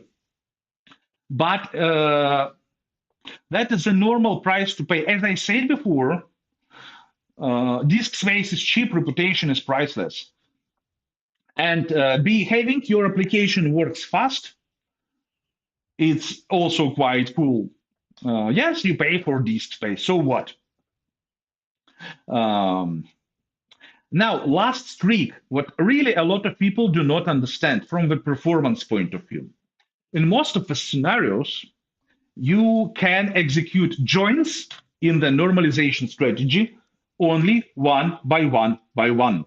If you have a chains of joining tables, you cannot do first part, then second part, then third part simultaneously. You cannot run them in parallel. Why? Because the next join will depend on the previous one, on the data, on runtime. Therefore, they cannot be executed in parallel, and as a result, you have to wait for the first join to be completed, for the second join to be completed. Then you have a lot of data, it's going to be slow. Then you have a lot of distributed data over thousands of servers, that's going to be slow as hell, and you don't want to have it. But think about the denormalization of multiple writes. Can I execute them in parallel? Yes, I can. Cassandra scales perfectly for writes too, not only for reads. So as a result, in a distributed system like Cassandra, denormalization is the best approach because I can do multiple writes in parallel, but I cannot do complex read in parallel. As a result, denormalization is a much better strategy. Good. So we are getting to the last slides. How do we design data model for Apache Cassandra? Guys, ladies, take a look. We have a 2 hours workshop dedicated only to data modeling, and it's well deserved your time. So if you are going to work with Cassandra, I beg you to spend your time at least at this workshop, 2 hours of pure data modeling with Cassandra. It's free, available at this channel. Just find Cassandra Data Modeling Datastax Developers. It's amazing one. But if you not just want to work with Cassandra, but if you want to be an architect, if you want to really understand how it works, we have a free data modeling course at the Academy. It's not going to be 2 hours, it's longer, but it's worth every minute you invest in that. Now, for you to get simple understanding, I will have you with data modeling in 3 minutes, but obviously after that, you will not be ready to pass the exam, for sure, because it's more advanced. But let's focus on and let's move. So NoSQL data modeling works in opposite way, not like in traditional relational data modeling. We start of thinking of our customers, customer first. We think of a user behavior. If you have heard of user stories, of what exactly they are doing and how they are using our applications. Analyzing customer behavior, we identify workflows, sequences of actions people are doing to reach their goal. And then we define queries, table not exist. Create table was never executed, but we already know which query we will do to fulfill these demands, to fulfill these workflow demands. We already know queries. And then knowing queries, we design tables for those queries to answer those questions using denormalization. And then using denormalization, we load data in multiple tables. For example, using batch, we're putting this data to multiple tables. So it goes quite opposite, not in the way like you do it for relational data modeling, but it's a very cool thing. For me, it's actually much easier than relational data modeling. Process of the data modeling methodology is very simple. At first step, we have to decide on the conceptual data model and application workflow, right? Application workflow are the actions we have to do, and conceptual data model is usually described in an entity relationship diagram I will show in a second. Mapping those together, we create queries, and we define logical data model. Applying physical optimizations, we get in the end physical data model. For example, we are on YouTube, and there are videos, users, and video can be commented by user, and user can write a comment to a video. That is what you see now is a conceptual data model described in entity relationship diagram. We have user with some properties, ID, email, blah, blah, blah.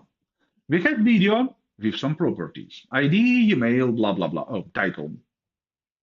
Video is being commented by user comments on.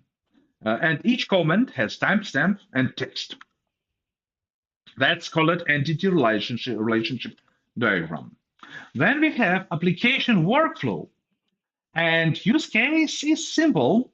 User opens a profile. We want to show all the comments related to this user using its identifier. We know user ID because user opens a profile. It means what users log it in, and we already know the ID, right? Then user opens a video page. In this case, we have to find comments related to a target video using its identifier most recent first. So notice, in first case, we know ID of a user. In second use case, we know ID of a video. That makes big difference. You will see in a moment. Mapping that together, we have to build a query. And query in human language will sound like find comments posted by a user with a known ID. And second query will be find comments for a video with a known ID, most recent first. Now, tell me a thing. For those two queries, can we use the same table? Can we use a single table for those two queries? Or maybe something is different?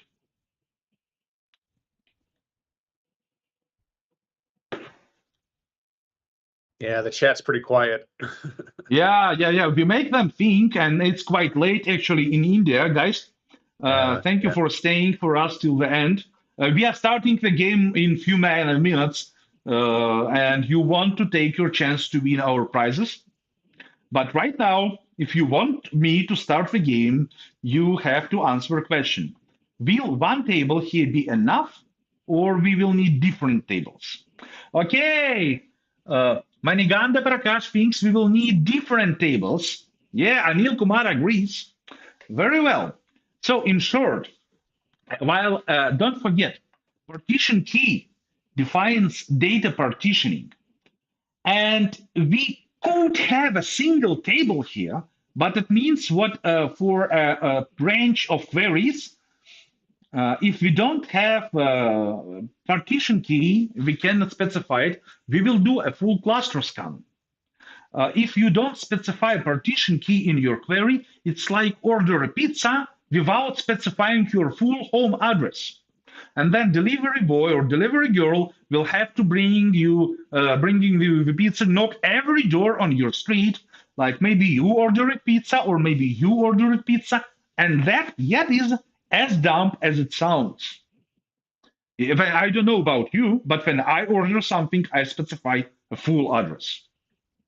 That totally makes sense, right? So partition key is the full address of your data. If you don't specify it, you force Cassandra to go and knock every door on the street. And yes, it is dump. It's called full cluster scan.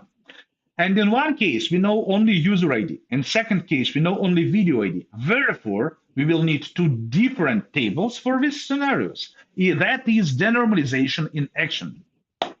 So one table will work if we apply dark magic like allow filtering, but that is a totally bad idea. Different tables is the right way, correct.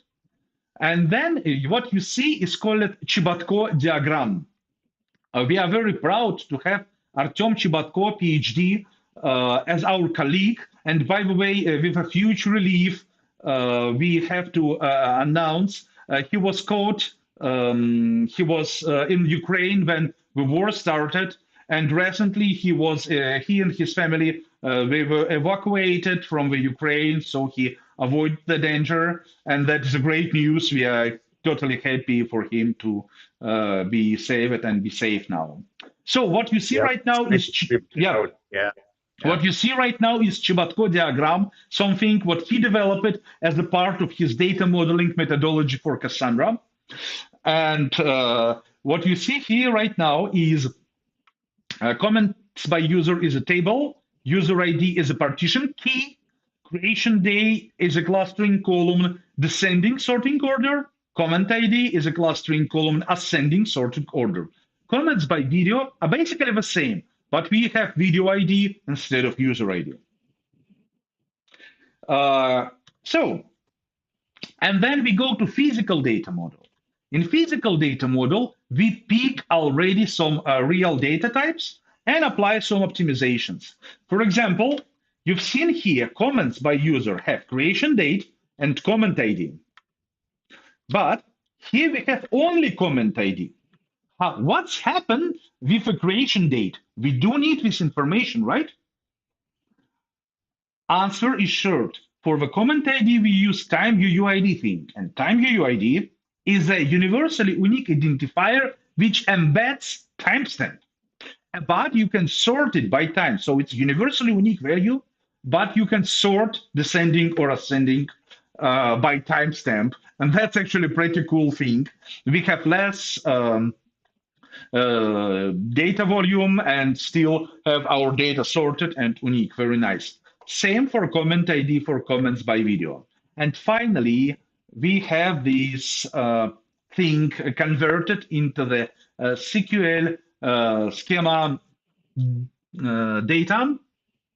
And we see create table, if not exist, comments by user, user ID, UUID, comment ID, time UUID, video ID, UUID, comment, text, primary key, partition key is user ID, comment ID is clustering column, clustering order by, comment ID descending, because we need this data in a descending order.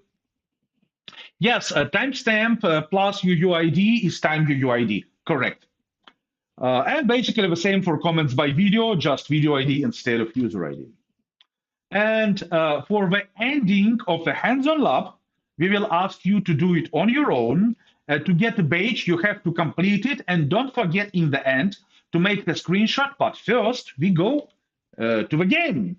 Now, some prizes. Oh, I think we can skip that one. Yes. Chris, there is a good question, but let us first play the game, and then I will answer your question, okay? Now, ladies and gentlemen, please go to menti.com and use the code 29972517. I hope you are there already. And answer our questions, answer quick and give the right answers. Those who will get the most points, quick answer deserves more points, will get the chances to get our prizes. And if you participated already in our quiz and if you have won something, please let the others check their luck. So, we are starting in a moment. It's a quiz time on Intro to Cassandra. And actually, you know what? Let us have some music for that. Oh, that's a great idea. Music plays and we can start. I give you a few moments to join and set a thumbs up on Menti, and we start in a few seconds. Menti ID is right on top of the screen, 29972517, and you can get it actually by exclamation mark Menti command, run it right in the chat. Oh, thank you, Aaron. I was slower. Not a problem. Oh, but wait, it's wrong. Nightbot is misconfigured. Oh, yeah, that code is wrong, isn't it? Whoa. Okay, do not use Nightbot. The code is 2997. Oh, yeah. Thank you, Eric. 2517. Yeah, thank you, Eric. That's right. And Nightbot is wrong. Good. So I see 25 people are joined it already, or maybe even more. And that's going to be the first question. There will be many questions, 8 questions. Some of them will be easy, and some of them will be not so easy. Now, focus on. Get ready. We start. Answer fast to get more points. How many master nodes does Cassandra cluster need? At least 3 per cluster, 3 per data center, enough to maintain consistency, not a single one. Cassandra is decentralized. Music plays, time is ticking, and you have to think fast. We gave you all the information required, and the time is up. Who was the fastest one? Oh my God, I cannot believe Aaron. Aaron, we will be fired after this show. Really? Really? Take a look at that. 17 people gave the wrong answer. 17. Oh, no. Unbelievable. So 19 people made it right. Not a single one. Cassandra cluster has no master nodes. Cassandra is a peer-to-peer architecture masterless. There are no such an idea of a master server because every server is the same from the responsibilities. So, at least 3 per cluster or 3 per DC, that's wrong. Enough to maintain consistency, that's wrong. Right answer, not a single one. Now, let me see the leaderboard. 19 people gave the right answer, but who was the fastest? That's good. Yeah. Yeah. Okay, Himan, AG, and Alex are fast. That is good, but we have more questions. That's going to be question number 2. So answer fast to get more points. How data is being distributed?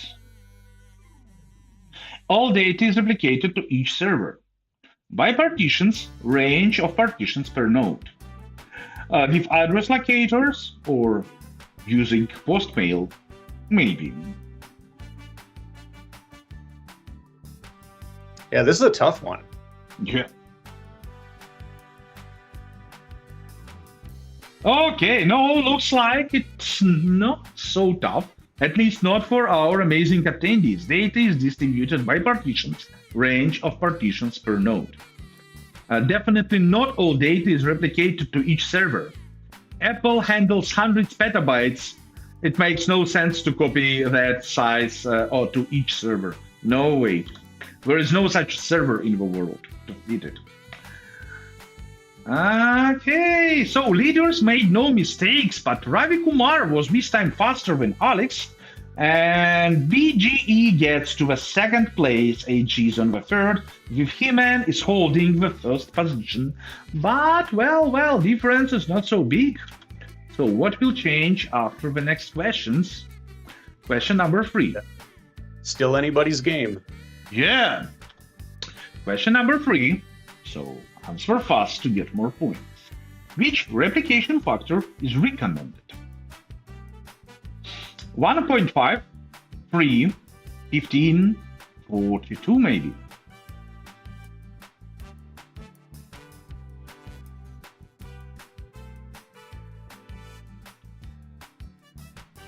What's the story?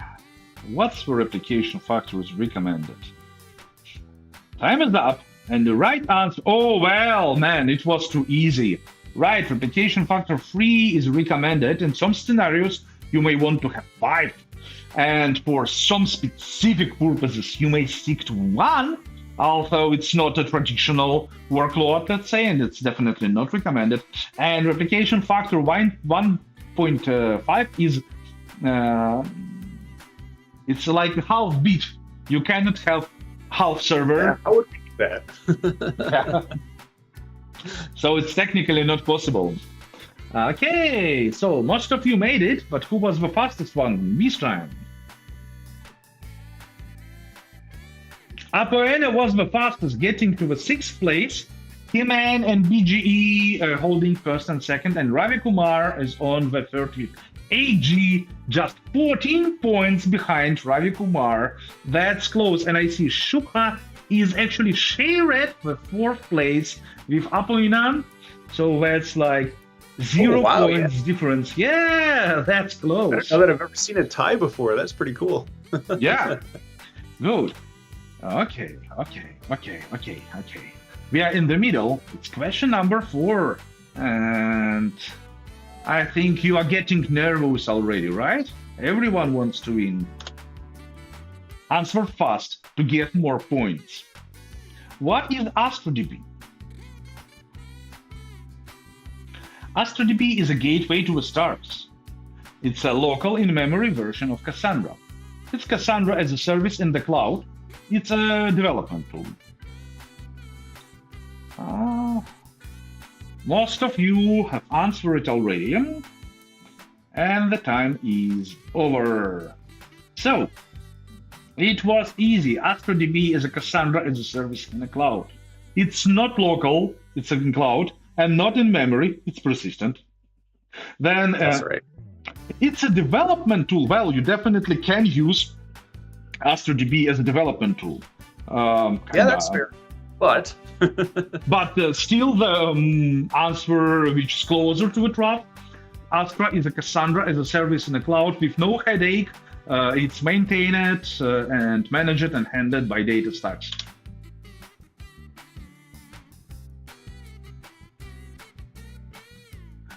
And okay, that's most of the answers were very close.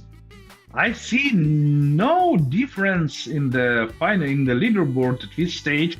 Just He-Man gets a little bit faster with 202 points difference from BGE. Will he make a mistake? We still have some questions, so let's see. Yep, no ties anymore. Nah. Question number 5. Answer fast to get more points. What is a primary key? Same as partition key. It's the main house key. Does not apply to NoSQL databases. Uniquely identifies a row. It's a column in the partition key. Maybe.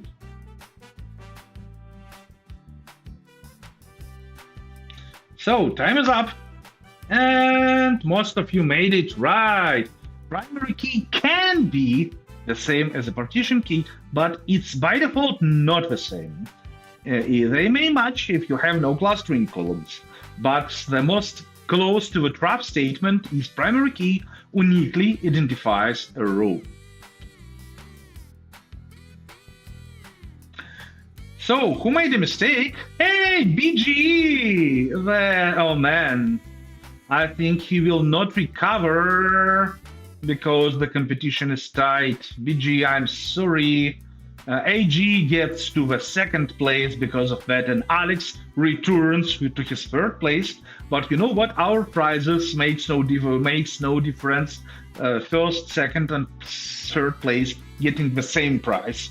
Just maybe He-Man has higher chances to brag about his win if he will win, of course. And hi Teja, very nice unicorn as your avatar. And Shiva, I'm happy you like our show. BG, keep fighting, you still have 3 questions, maybe some of the leaders will make a mistake. So, answer fast to get more points. What is the partition key? Oh, this is a good one. A consecutive number applied to each new record. A designated field in your table to partition your data. An optional table field for optional secondary partitioning. The key to partitioning this reality from the next. I don't know, that last one sounds pretty good. Good to me. But the right answer is it's a designated field in your table to partition your data. We do not use sequential consecutive IDs in Cassandra. It will require too much time for the database instances to agree on what's going to be the next number. Well. He-Man was the fastest time. Yeah, He-Man was the fastest time. This one, no changes on the top 3, but 5 comes in the middle part of the leaderboard with Est is just like 110 points behind Alex. So Alex has to be very, very careful. There is someone just breathing to his back right now. Shiva did really good that time. Got that one pretty quickly. Yes, totally. That's question number 7. And I hope you already know what to do. So answer fast to get more points. Executing select query without a partition key is the recommended way to retrieve data. The right way if the data was inserted without a partition key, a way to full cluster scan, illegal and punishable by law. Well, maybe I think it should be that last one. It should be.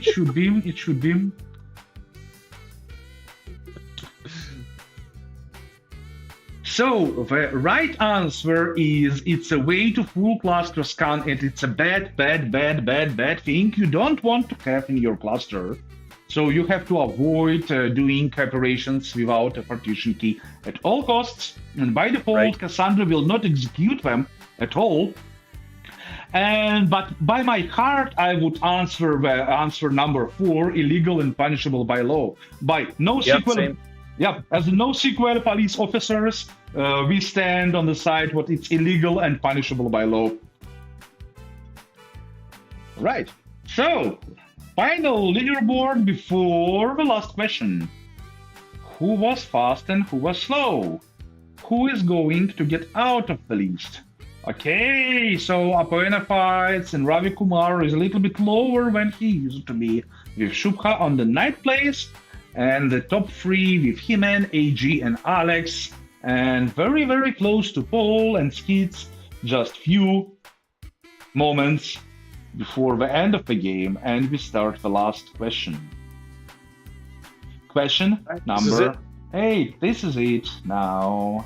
Don't make a mistake, it may cost you too much on the leaderboard. But nothing in real life, so don't worry too much about that too, don't feel bad. If you fail to answer right, and we start.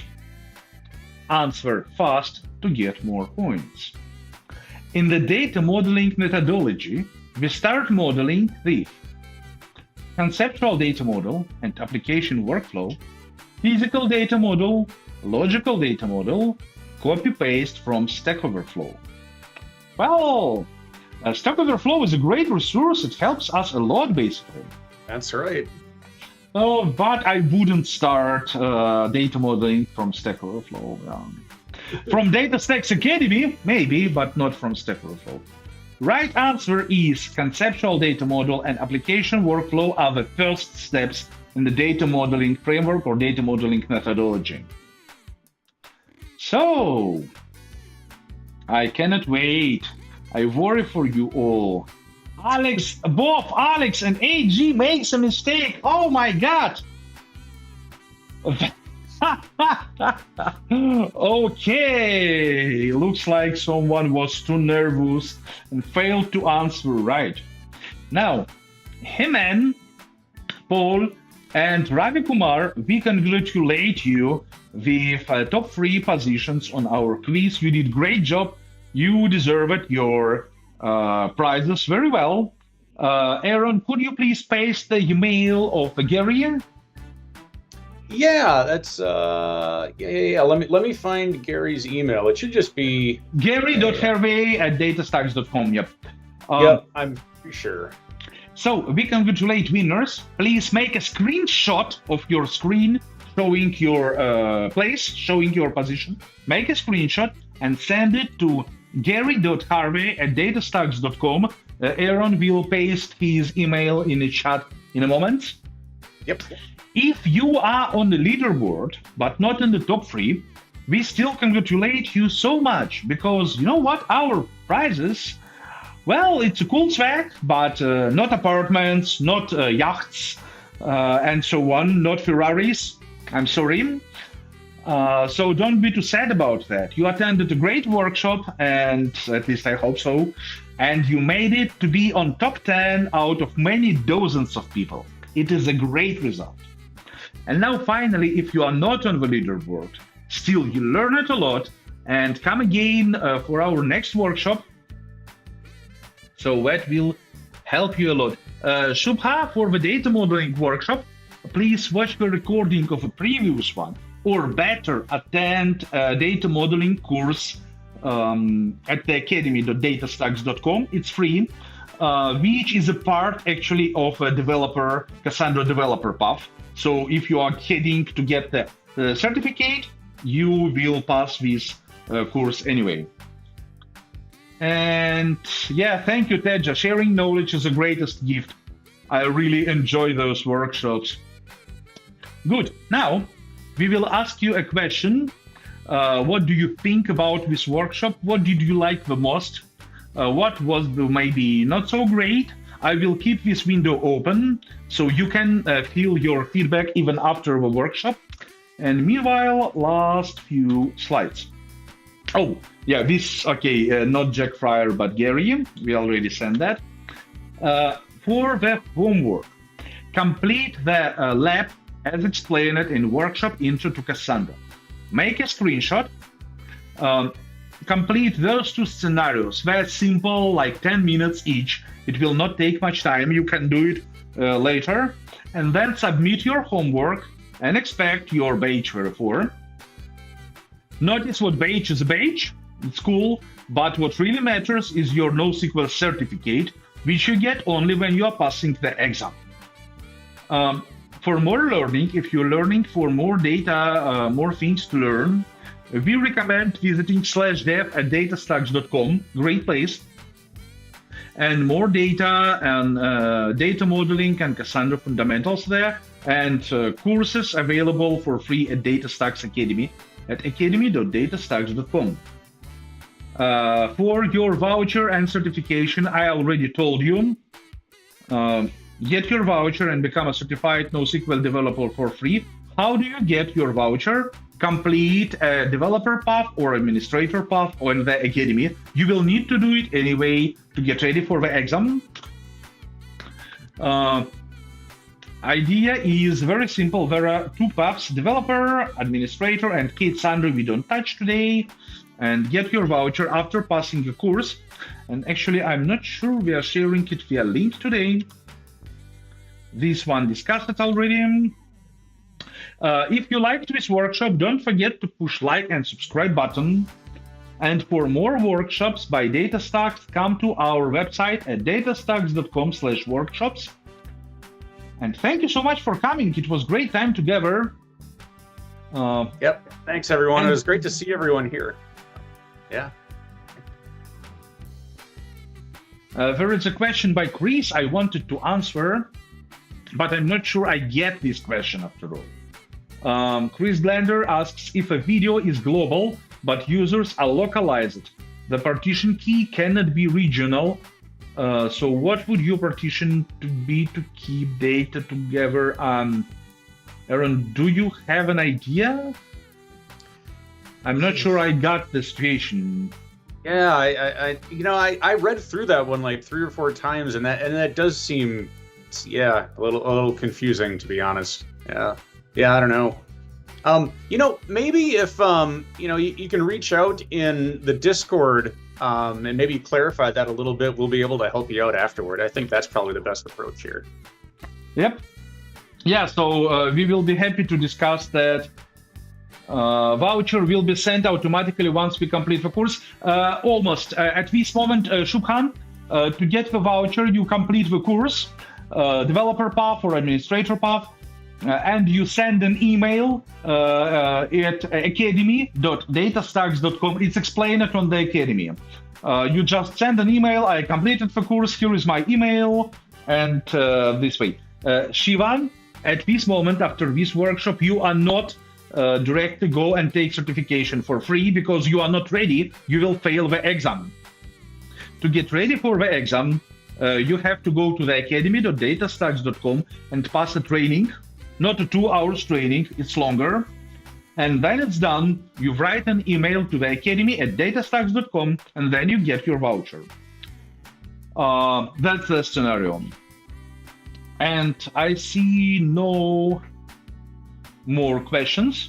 So if you have any more questions, we will be happy to meet you and talk to you at the Datastax Discord server. Thank you so much for coming. You are great. You are the best, especially those who are already almost 1 a.m. or around that. You are the best, and thank you so much for being with us. See you on our next workshops. If you live in Europe and you are going to attend KubeCon in Valencia in May, then see you there. I will be speaking there, and I will be happy to meet you and talk to you in live and maybe share some beers. It would be amazing. But I know most of you are not from Europe, so yeah, I doubt it will happen. Okay, so all the best and see you again later. Good luck. Hey, thanks everyone. Bye. A little bit of music for you to enjoy and relax after the workshop.